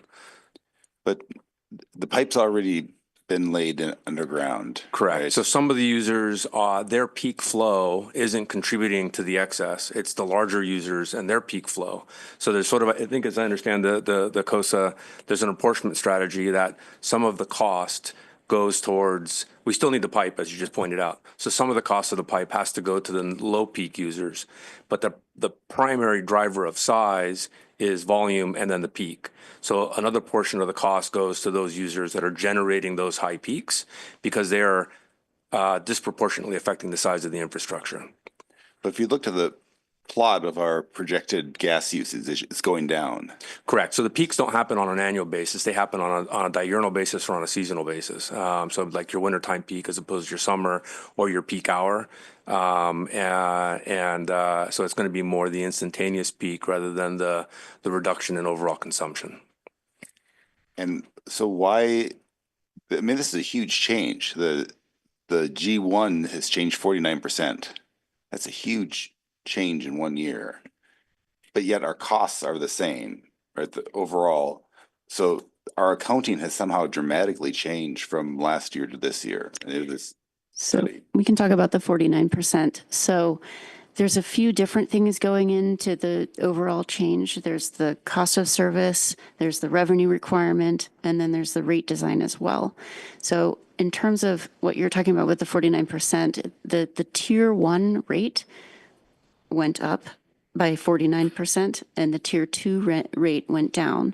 And that's a result of the rate design that was used to support that seasonal tiered structure. So that change is not really because of the cost of service analysis, but more the linked and related rate design change. Oh, so these are two. Can you talk more about the rate design change? Yeah, there's sort of these 3 different components of the study. One is figuring out what the revenue requirement is. One is allocating the costs across the customer classes. And then within each customer class, once you know how much revenue needs to be collected from each customer class, what rate design will you use to recover it with? So we could have used a uniform rate or a different rate structure, but this method allows Palo Alto to retain the tiered seasonal rate structure that we currently have, but updates the method for calculating that tier rate using the average and excess method. Councilmember, I think what you might be asking, and Lisa, correct me if I'm wrong, there's in the rate schedules, you'll see different customer classes, G1, G2, G3. In addition to that, though, there are tiers. So there's like your baseline service. So when you're looking at the tier 1 versus tier 2, that's one set based on volumetric usage versus the customer classes, which is based on the type of customer. And to your point, obviously they have a different minimum requirement and a different peaky requirement. And so the rate's trying to blend those two. So I think that's why our lease is trying to help identify the difference between tier 1, tier 2 versus the customer class. But still, tier 1 has gone up 49% in 1 year. Right. And to me, when you're trying to say what's an appropriate way to recover costs, I don't understand why it would change so much. It implies that they were not billed at a rate that captured their fair share of the use of the utility. Is that another way to look at it? I wouldn't capture it quite that way, but it has been several years since we did this study. It's been since 2020, 2021, and it has been a time of really rapid change and growth in the costs. To be honest, the costs have gone up by about 70% in the utility. So even though it hasn't been that many years, there's been a lot of change in the costs, and this is an update that, unfortunately has a large change all at once. But why wouldn't it change uniformly? I can see the rate changing, but the differential change just seems bizarre to me. Yeah, this is the recommended cost-supported method for calculating the tiered seasonal rate. There may be other options, but they may, I don't know if they would be, I can't say if they would be less favorable than this option. Just to follow up, so this COSA compared to our 2020 COSA, it's not only difference in rates, but is it also really a different methodology? It's a similar methodology, but they have made some changes to it. So it's similar, but they've taken a look at every line item and looked at things that have changed in Palo Alto and made some recommended changes to the overall method. So the change in methodology you're saying is really based on changes in costs that have occurred and not a change in the kind of the consultant's view of what ought to be the methodology? It's really on changes that have actually occurred since 2020, or is it in part an alternate methodology? I think it's a similar methodology. These are methodologies that have developed over decades in the gas industry, and this consultant is taking a standard approach. There are some differences in how they've selected, certain allocators for different costs, and so they have used their best professional judgment to advise us on, what those should be at this point in time. I don't know if that answers your question. It does in part. It's the same consulting company that we used previously and a different consultant within that company. And so I think what we're struggling with is, in addition to what changes we've had in costs in different areas, to what extent are we seeing such a big increase for certain ratepayers that are a huge heartburn? To what extent is that due to just a different view of that consultant on what ought to be the methodology compared to the consultant we had from the same company that recommended a different methodology in 2020? And I'm not saying who's right and who's wrong, but I'm trying to get a grip on to what degree are these changes because of a different philosophy on how it ought to be allocated. Sure. I mean, they're definitely, yes. The methodology is slightly different from what we used in 2020. And as we explored with the consultant the possibility of different types of methodologies, and, again, just making sure that any result is fully supported by a rigorous cost of service analysis, and also resulted in a more equitable, competitive rate comparison across the classes. We were keeping an eye on that as we were running through these models and looking at different legitimate methodologies that could be used to allocate costs. And so, yeah. I think what we're struggling with is, I don't know which is the right among those two methodologies, which is the right one, but what would we get if we looked at the 2020 methodology and just updated it to our current conditions versus this methodology? Right.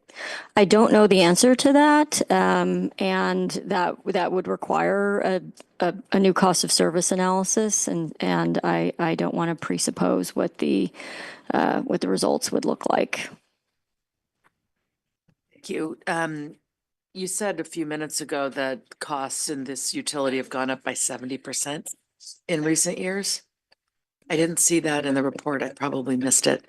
But could you point to where that is in the staff report? I will try to find that for you. Just Okay, give me a thank you. moment. And to this question about the accuracy or suitability of the new methodology, this average and excess methodology expressed in this new COSA, can you just go into some detail about what that methodology does, why it achieves, the desired outcome versus the methodology that we had in place before? Sure. We actually also had a similar methodology using average and excess in the previous study, but it was used slightly differently for some different categories of assets. And what that method does is really similar to what I was mentioning earlier, where it looks at the average seasonal peak usage from each customer class and then compares that with the minimum month of usage or the average usage, and then compares those things for each of the customer classes and uses that as a way of splitting up the costs across the customer classes in a way that kind of represents the cost of the system and the usage of the customers on the system and those differences for each of the customer classes. Thank you. The reason I'm interested in the 70% figure is it feels to me that it softens the blow or helps explain why the blow is coming.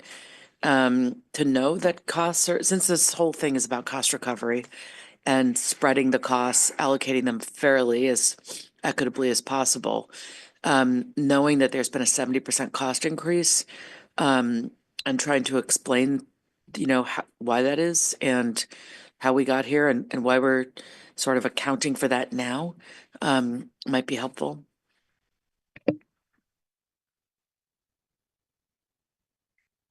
I had one other follow-up question.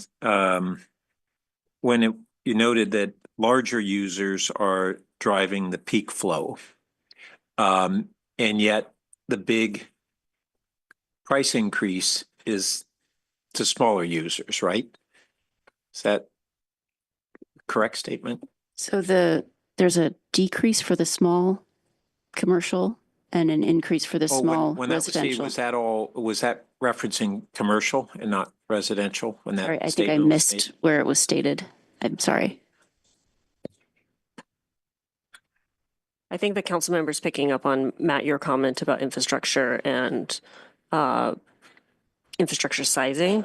But I think you were talking about commercial as an example, but the same thread flows through in residential areas.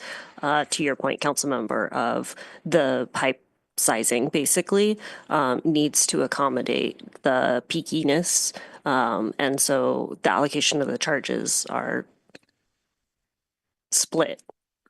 But if we, on the residential side, if we're seeing the biggest jump by far on the smaller users, right? Is that the I case? actually think it's that the peakiness we're seeing in the G1 customer class is greater than the peakiness in the G2 customer class. Okay. And so this study takes that factor into account, which is one of the reasons for the G1 class seeing a greater share and a greater increase in the rates than the G2 class. Correct. If I may, I have a response to Councilmember Lithcott-Hames' question, and that is if you check the packet, page 172, you can see it's part of the cost of service study where it identifies that the distribution revenue requirement is now 171% of the revenue requirement in 2020. That's bullet point 1 on page 172 of the packet. It says the increase is due to multiple years of significant inflationary pressures and planned fund contributions.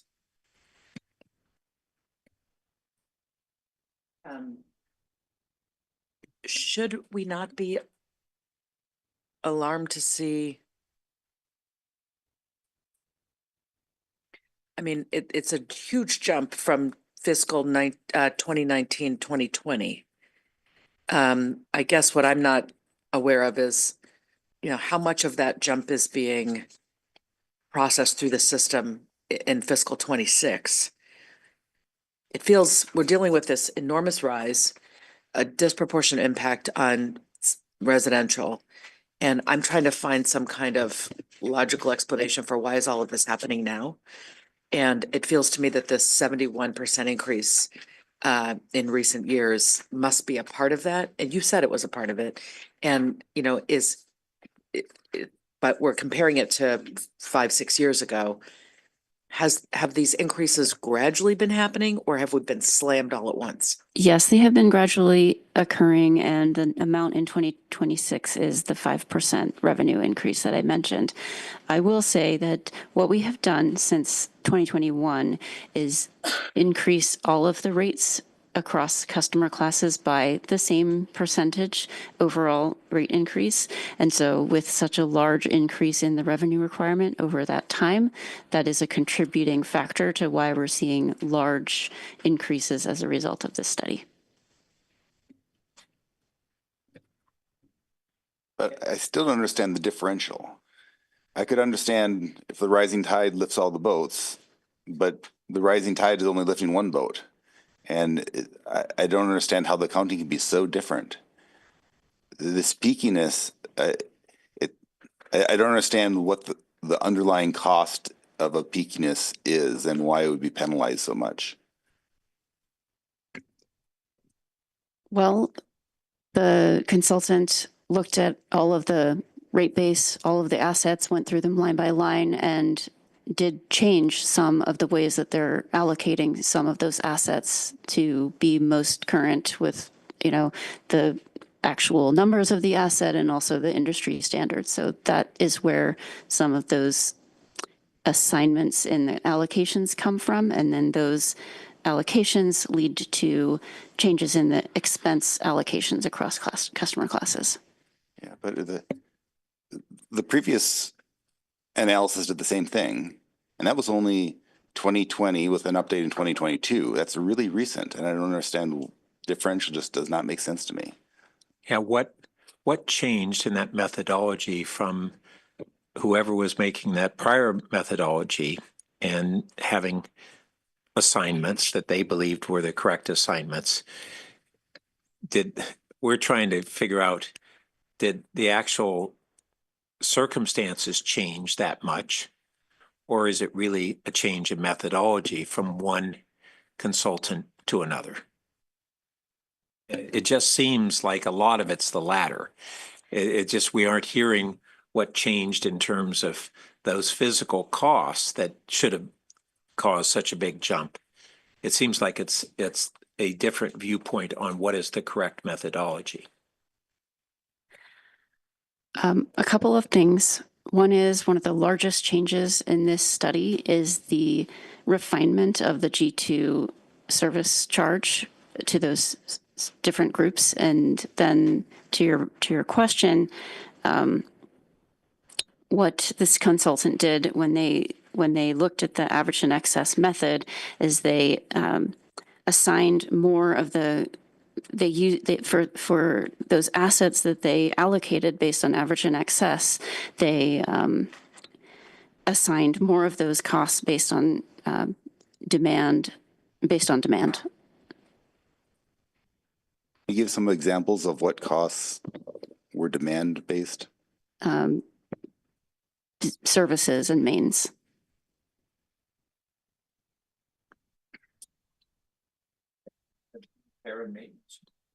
No, sorry. What they do is they go through the assets. So some of the largest assets are things like mains and services, and they assign for each of those, they assign how those portions of the assets should be allocated.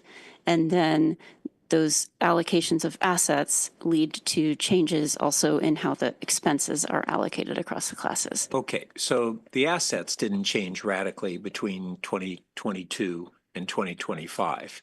So it goes back to this particular consultant believes that this is a more correct way to allocate it. And I think one of the things that, as we look at Prop 26 obligations, that we have to abide by law with a clearly defensible methodology and allocation method. Was the previous methodology, is it still a defensible methodology, but a different one?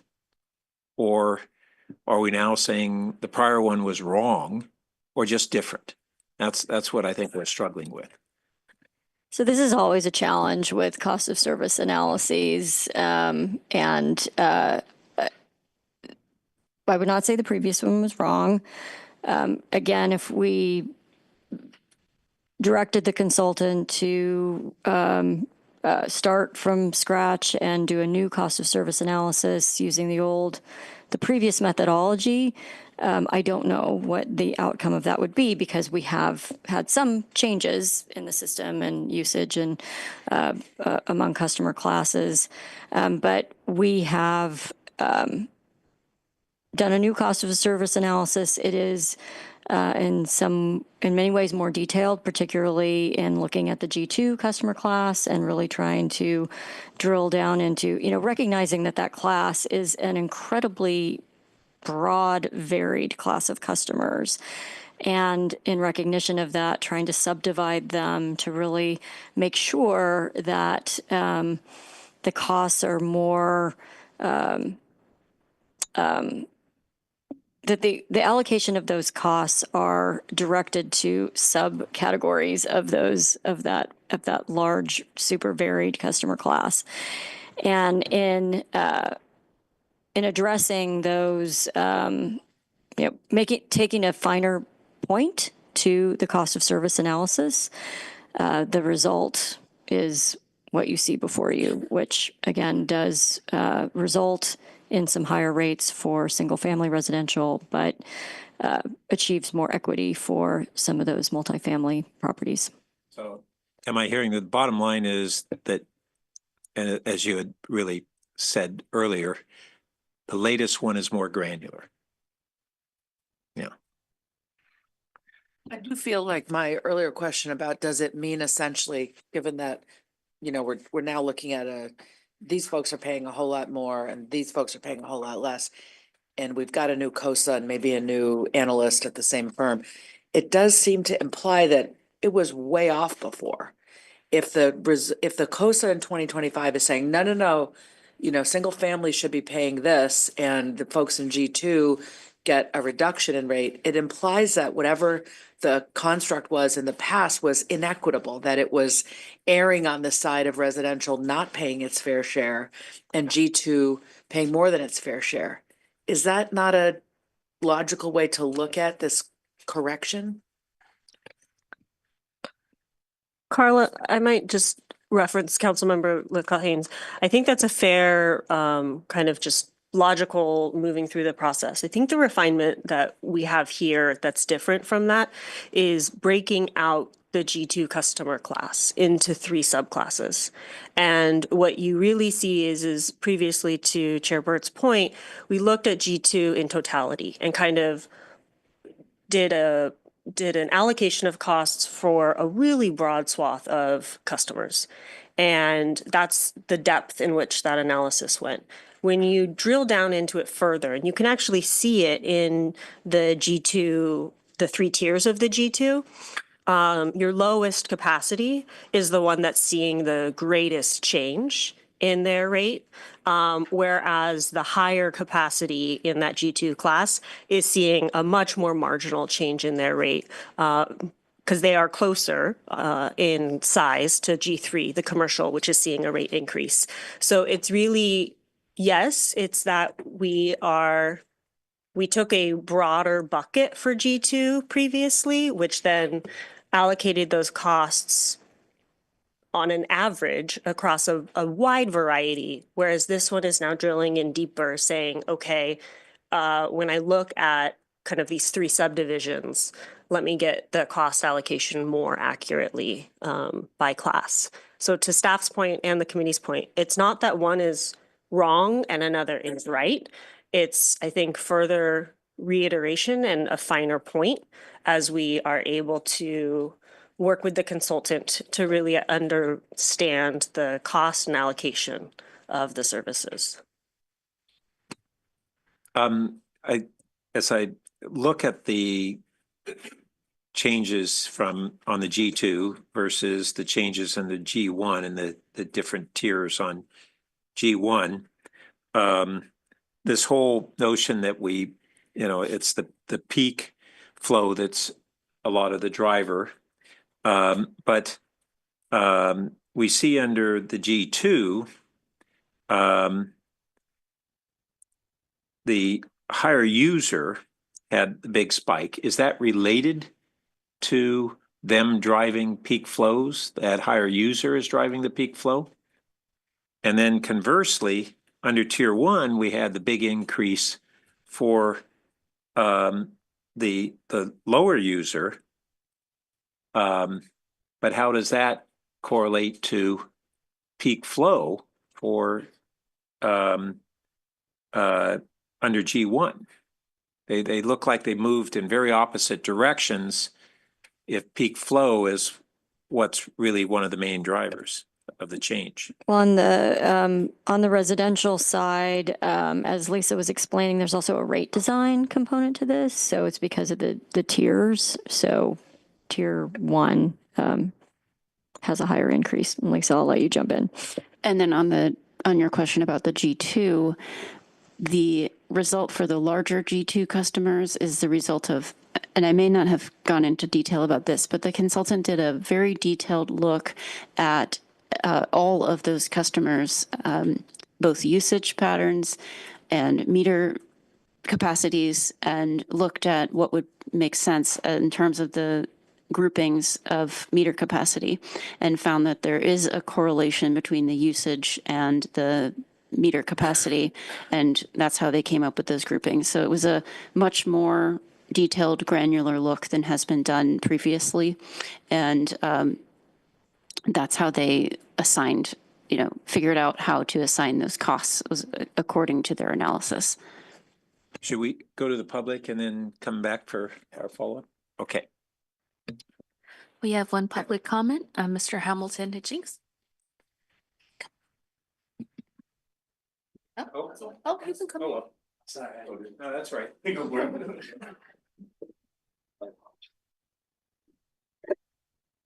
This weekend, I sent you a letter on behalf of the Palo Alto neighborhoods, and my co-signatories from PAN were the co-chairs and other members of the exec committee, including Becky Sanders, Sherry Furman, Jeff Lozinski, Annette Glankoth, Arthur Keller, and Cece Kettendorf. I personally have already electrified almost all my gas usage, but at the request of PAN, I researched this extensively on behalf of my fellow residents.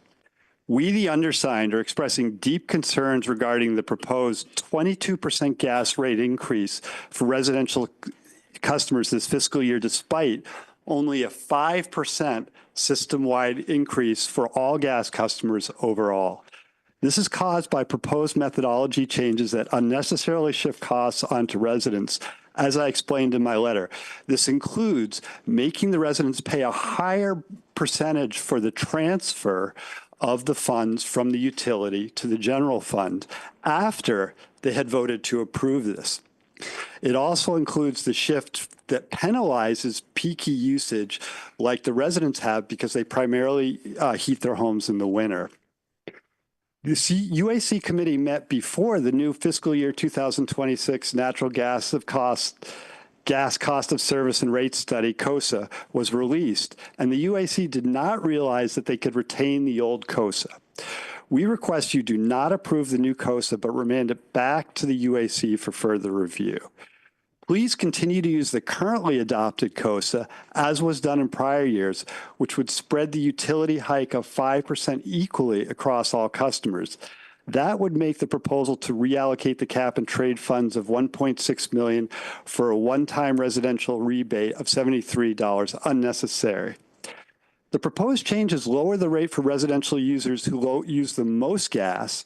In addition, it subdivides the G2 category, dramatically shifts costs within it, lowering rates dramatically for the smallest business customers, but almost tripling the rate increase for medium-large customers, including large multifamily residential. We urge the Finance Committee to maintain the current COSA, which already complies with California Prop 26 and uses the widely accepted industry standard accounting method. Please do not approve the proposed highly disruptive new COSA at this time. Instead, remanding it back to the UAC for further study during the next fiscal year.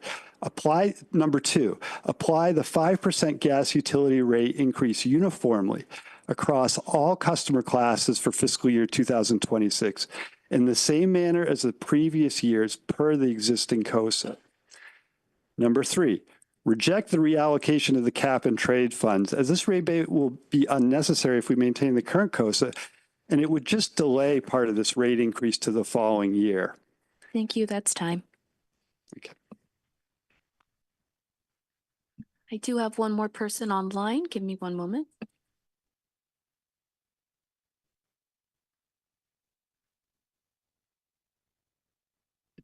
For Winter Gary, go ahead and unmute yourself. Can you hear us? Yes, I can. Winter Oh. Dellenbach. Okay, perfect. You have 3 minutes. So I don't usually attend these meetings. It's been really interesting. I have real concerns about this. So I'm kind of with Councilmember Reckdahl. A lot of questions, not quite getting it in terms of trying to make rational, linear sense of it. And I guess mainly what I want to say to you all is hearing this conversation does not engender trust. Now, you know that I at a high level trust you folks. But the conversation is not making somebody that from the community tuning in going, oh, yeah, no, there's going to be a good decision tonight about this. There's good, clear thinking. There's a mutual understanding, maybe some disagreements, but generally, you all get it. Well, I'm not hearing that yet. And I'm certainly hearing things of concern. The potential between G1 and G2, which I didn't know how to say that until tonight, the possible inequality, not understanding quite the standard, the difference between the consultants. Anyway, I hope you don't go ahead with a firm decision or something like that tonight and get more answers and a clear understanding. And thank you so much for putting your time into this. That concludes public comment. Okay, thank you. I guess a question that I have, given, the struggle that we're having with these impacts, particularly on the G1 Tier 1.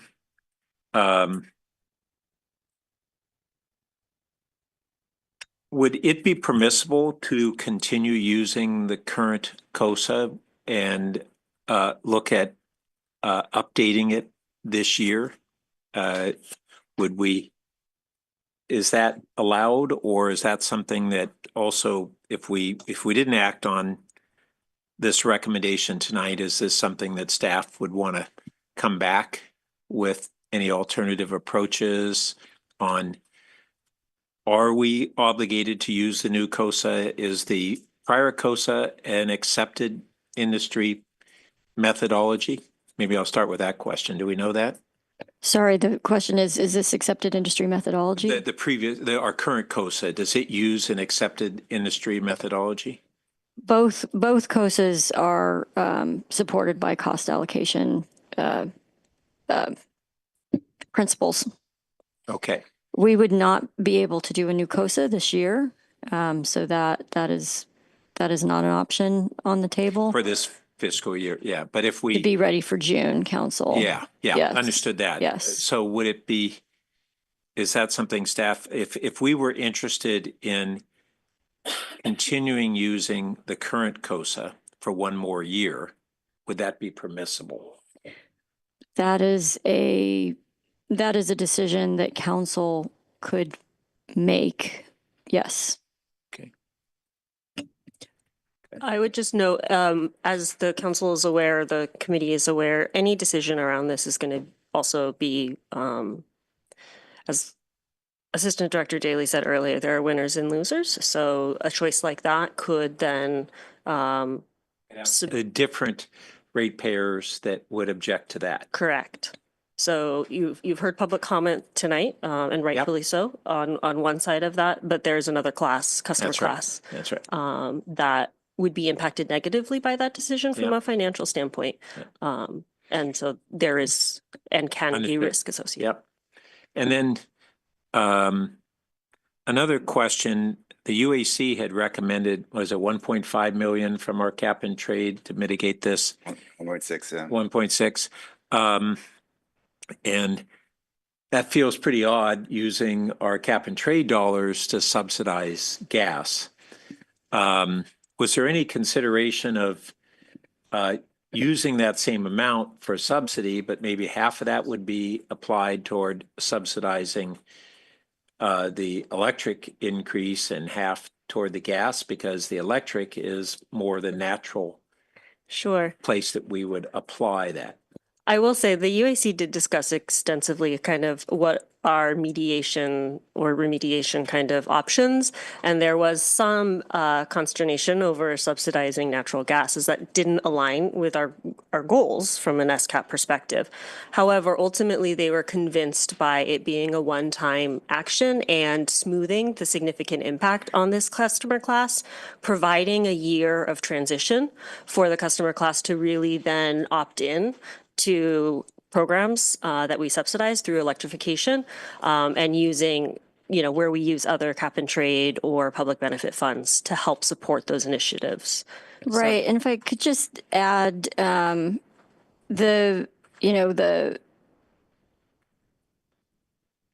recommendation to use cap and trade funds does not actually lower rates. It is a credit that would offset the impact on the total bill. So whether that's applied to electric or gas is sort of neither here nor there. It's just an amount of money that reduces the impact on those customers. And one of the appealing things about that is that we got legal confirmation that those cap and trade funds could be directed to just one class of customers. So we can direct those funds just to those residential customers that are being disproportionately impacted by this rate increase. Okay, thanks. I think my last follow-up question is, I should have asked this earlier, but the amount that we are allocating or this year toward replenishing the reserve is 2.2 million, right? Yeah. And so that's a good portion of the increase. And when I look at, I guess it's slide 7, that would take us close to the reserve target. But if we allocated less than that, we'd still be in the range. And if say we stayed approximately at the same place in our reserve that we are this year, I assume that would be, it looks like from the bars that might save us over $1 million. Is that right? Is that any ballpark on what that would mean? And is that an option? I guess is part of what I'm leading to is we slow our rate at which we return to our reserve target. So if you lower I think what you could do is in your mind, imagine lowering all of the bars in the future. So if you took 5 million or something out of 2025, that would also push 2029 down lower than the minimum. And so Well, you'd have to, that's provided that we don't do a subsequent adjustment in 2027, 2028. Right.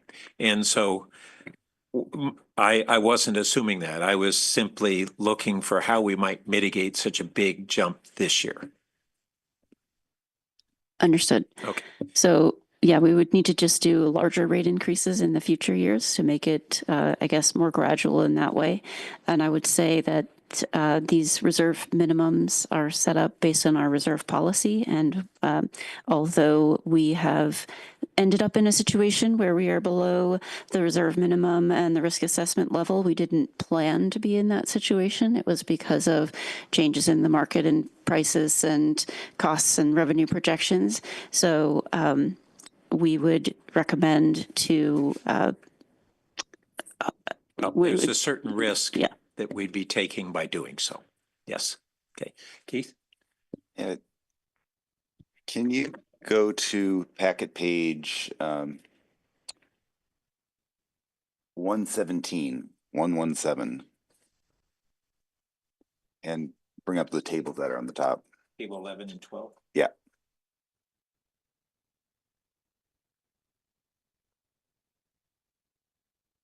And two things jump out at me. Are you going to pull it up on the screen? Okay. Yes, I'll pull it up on the screen. I've found the page. I'm just going to share the table. Okay.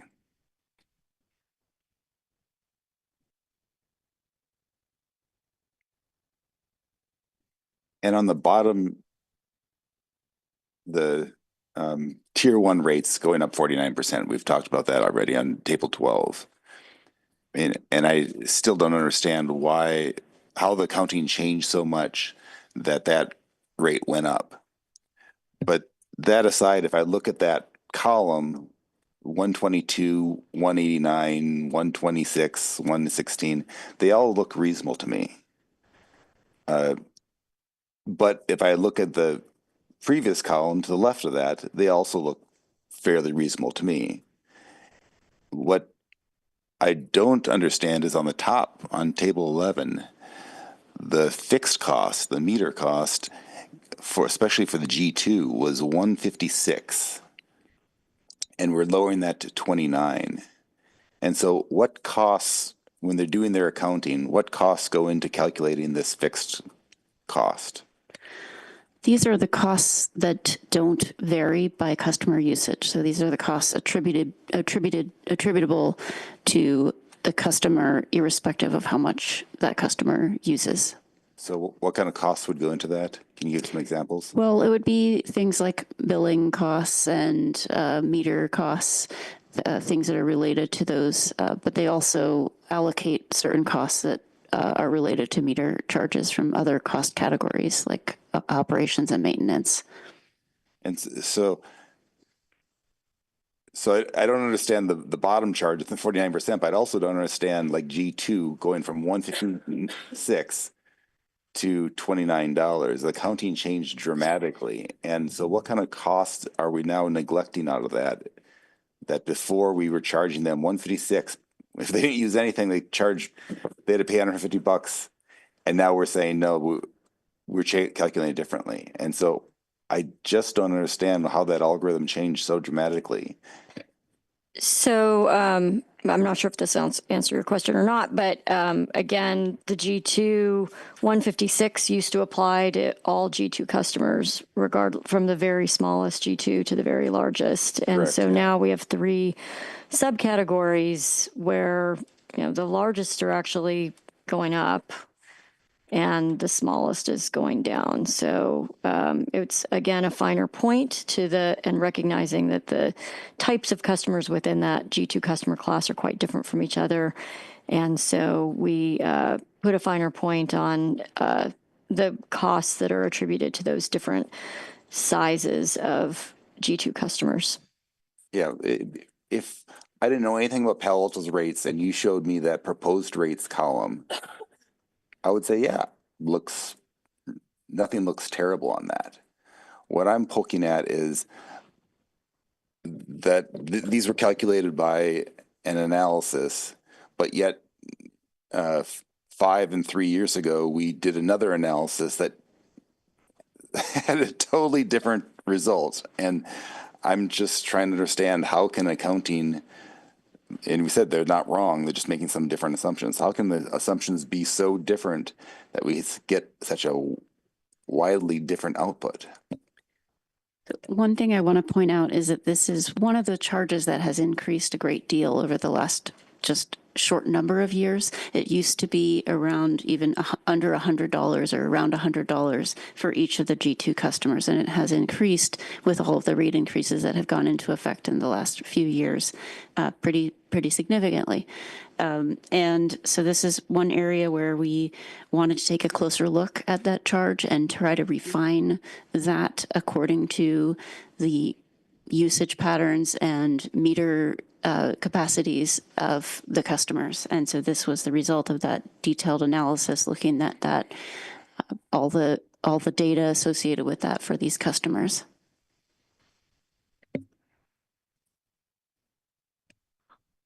Councilmember, I think one of the examples actually is this table of the finer point on this, in that you'll notice those that are the G2 on the smaller side are seeing that reduction in the change, the charge, while the G2 at a higher level is seeing an increase. Those almost net out. So, you know, it's not that like you said, it's not that the math previously was wrong, but everyone was paying an average. Everyone was paying 156 regardless of size. And now we're taking a greater look at what are the subsets and how do you allocate the costs by each of those. And so that greater detail has obviously resulted in a different calculation. But yeah. So if you look at our whole population of ratepayers, what percentage go in each row here? Do you know roughly? Yeah, while Lisa's pulling that up, he's asking about how the numbers of customers in each of these classes, I think. While she's pulling that up, if I can add to what Director Noze said, you know, one of the reasons that we do cost of service analysis periodically is even for systems that don't grow or change wildly, when uniform rate increases are applied year after year after year, eventually things kind of get out of whack. And so we have to go back and, with the current revenue requirement, do new cost of service analyses to make sure that we are still allocating those costs appropriately. Customer class is on packet page 150 in terms of the volume, as well, both number of kind of service hookups as well as the annual use of therms.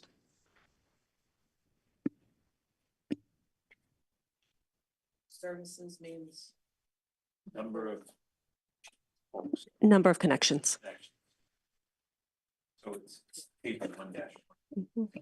So can I ask, we've been focusing on the percentage increase, which feels like it gives you heartburn, as I think Councilmember Byrd said, a 49% increase for G1, Tier 1 in the distribution charges, a 15% increase in G1 in the monthly service charges. But if we look at the dollars, 49% of a grape is not much compared to 49% of a watermelon. So these numbers are pretty small. When we look at the actual impact to the pocketbook of our residential customers, we're talking about $3 a month. Am I right? Am I reading it wrong? I'm looking at G1, I'm looking at table 11 and table 12. That's Yeah. packet page 117. Yeah, the fixed costs, for example, on the very first line of table 11, only goes up 259. Yeah, even though that's a big percentage, it's a big percentage of a very small number. You're right. But what really kills you is that then the per therm rate goes up so much on the first row of 12. That's what really kills the. Well, the $13 amount. Yeah, 13 has a bill example.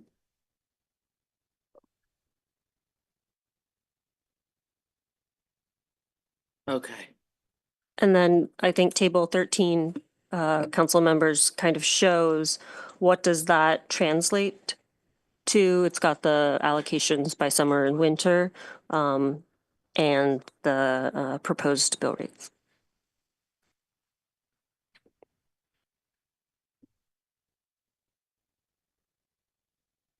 Yes, I'm sharing on the screen table 13, and you can see the overall annual median number of $15.20. That is what we showed in the overall slide at the beginning for the gas utility. And this, yeah, so this shows the dollar amount for the different levels of usage for the residential customers. And if I just may add a little bit of information on the meter size here, just for context, I'm the hydraulic engineering side of it, not the rate side of it.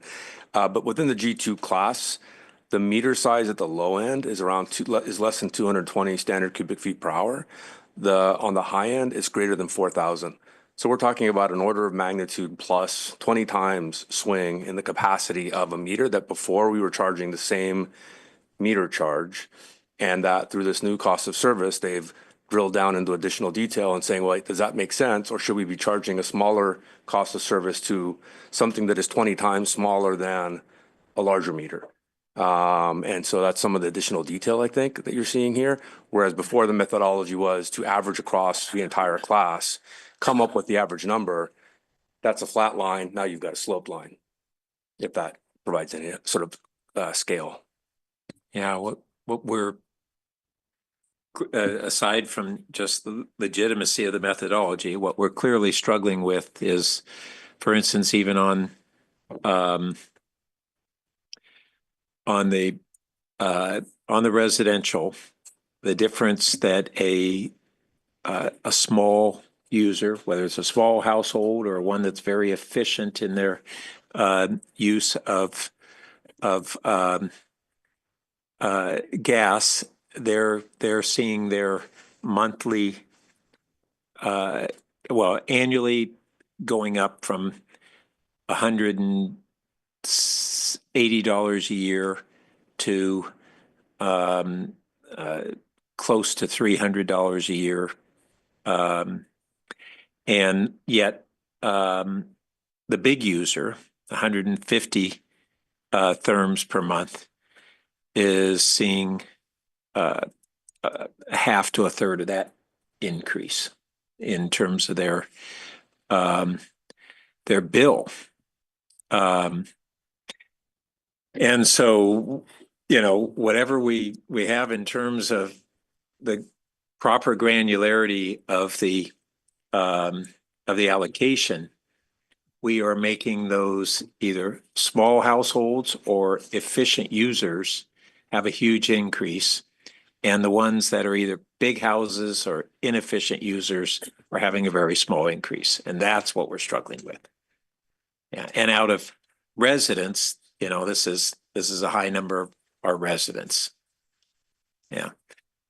Could I ask staff, it feels like I'm sensing my colleagues and I are at this place of no, we cannot quite approve this at this time. And I'm just wondering what kind of flexibility we have on future meetings. And if we did want additional information, we wanted some new charts, we wanted some different options. Is there time for that? What might they be? Yeah. Sure. I can at least provide a little bit of context on process. And I think we've already talked about some of the challenges in terms of what we can accomplish in that period of time.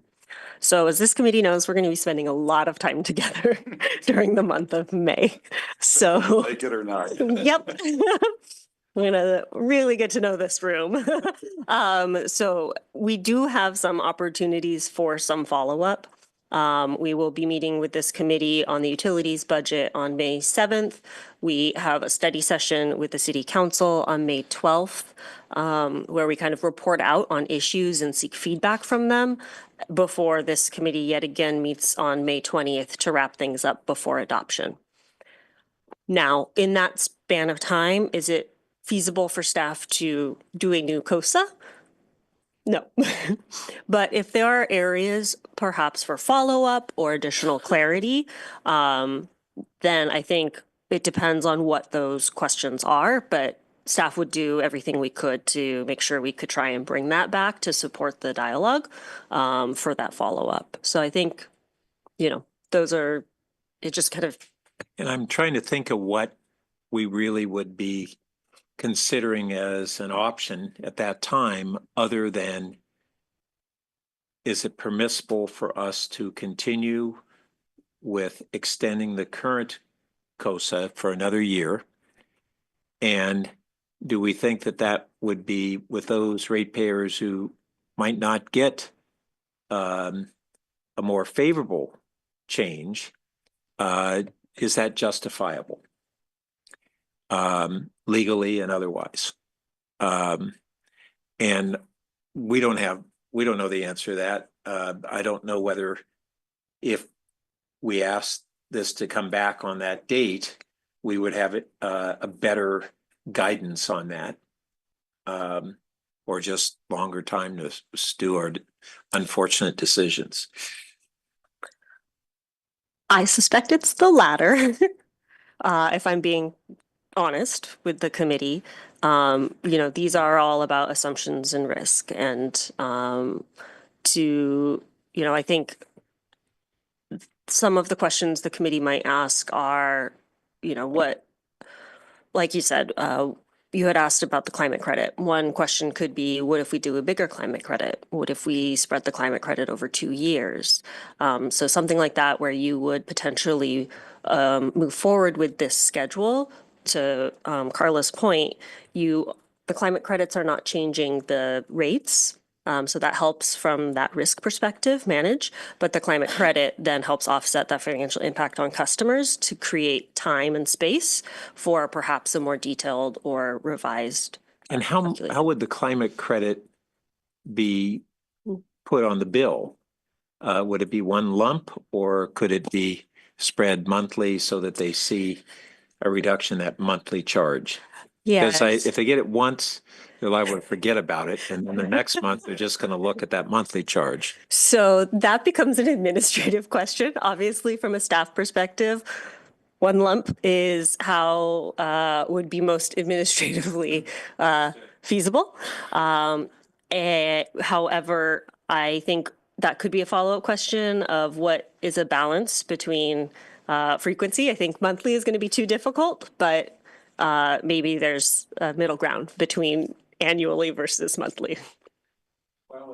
And if, I don't know whether this administratively is feasible to simply say you have just a line item that goes on every month this coming year that is that climate credit for that category of customers. I don't know whether that's been, that's one of the follow-ups maybe we can find out about. Yeah, I think that would be a follow-up. Okay, given, yeah, Kyle? Yes, so Kyle Ariano, Chief Assistant City Attorney. So, you sort of posed the question a couple of times in a couple of different ways around what is legally justifiable with regard to the rate increase proposed by the staff and this alternate idea of leaning on the previous rate study for one more year, right, while we revisit things. And I wish I could give a more concrete answer on that. I think what we presented in the past, based on the 2020 co-study, we felt was defensible under what Prop 26 requires, which is that rates reasonably reflect the cost of service. What we are proposing this year, we think, is also defensible. It reasonably reflects the cost of service, but in a more precise way. There isn't any black and white answer in the law that says do X or Y. And I think even more unfortunate for decision makers is that Prop 26 doesn't leave you the room to make rate-making decisions based on policy or policy considerations or equitable considerations. It's really what is fair from a mathematical standpoint. So certainly appreciate the position you all are in, is in rock in a hard place when you are faced with what are fairly significant rate increases for one class of customers and a sort of pulling back the curtain to reveal what was a fairly significant disparity in when you look at average rates for another set of customers. We can sharpen our pencil, I think, to answer some of these questions, but given the amount of time left in the budget cycle and the time needed to approve the new rates, we are constrained somewhat in what we can bring back. Yeah.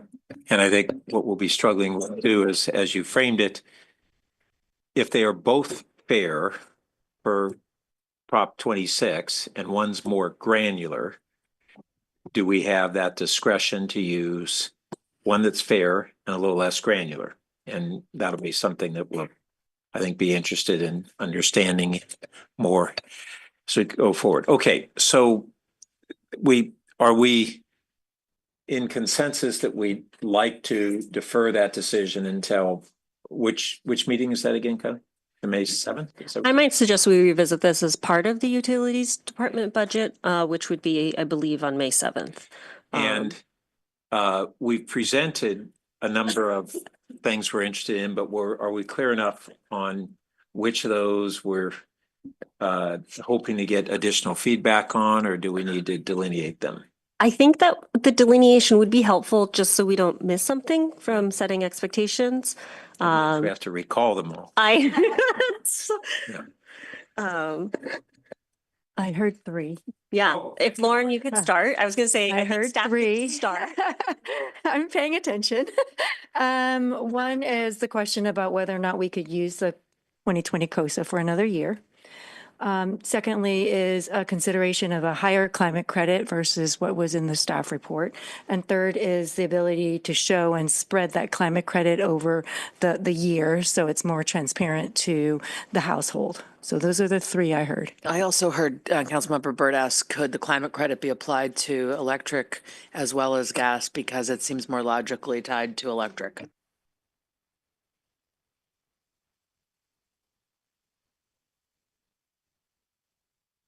Sorry, what was that last question? Just whether same dollar amount in climate credit, but we don't choose to attribute it all to gas. We instead have half of that credit toward gas and half toward electric. But, given that it's not really going to reduce the rate that's built in, it's separately just a credit that's happening that year. Maybe it's not worth that. So maybe we can bring back an illustration of what a bill might look like, just to help inform this conversation. Okay. All right. Well, I mean, and for me, again, looking at table 11 and 12 on page 117, the two things that just puzzle me is how the tier 1 rate is up 49%, and also why the G2 fixed rate was so high. Both those seem wrong to me. And an explanation, some examples.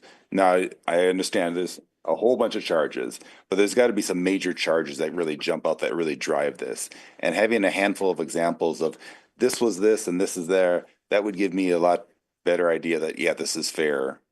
We're not making things up. Could I say to that point, we've alluded to the same consultant, but maybe a different analyst.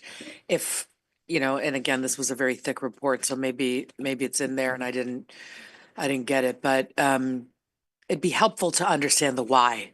It'd be helpful to understand, I know we can't get a new COSA, but can we just get a little bit more of a, description, explanation of why this change is so stark as Councilmember Rekdal has articulated, to help us sort of explain this is why it's so different, and this is why it, nevertheless makes sense and is justifiable under this methodology. Great. And I trust Lauren has been capturing all this. All right. Thank you all. I know this has been just quite a dive, and we appreciate kind of all of the patience that you have with our many questions. But as you can understand, we have to sell this to 67,000 people. And first, our colleagues. Yeah. Yeah. And our colleagues. Yeah. I mean, the spike in 2023 was big, and this is gonna be bigger. Yeah. And that got a lot of people really mad. Yeah. So. Yeah. All right. Thank you. And we have next meetings to.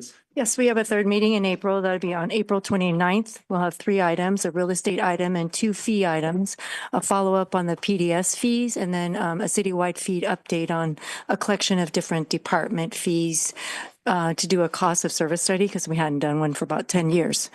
And then we'll come back in May for the budget study sessions on May 6th, 7th, and the 20th. And just a quick note on that, as the committee knows, staff is moving through things as quickly as possible, but we also appreciate and acknowledge that some of the stuff may be coming late packet. So we'll keep you all apprised and do our best to keep things coming on the regular schedule, but just also ask for a little bit of grace as we try and move through the volumes of material and giving you sufficient time to review as well. That's the rub. We of course appreciate how much work you have, and if we don't get it in time, we can't do our job. So it's going to be a hard sprint for all of us, I think. Sounds like we want to be as well prepared as possible and read every word you write. Absolutely. So that's why we'll keep everybody apprised so that we can do our best to align our preparation. Okay, thank you. And that note, we're adjourned.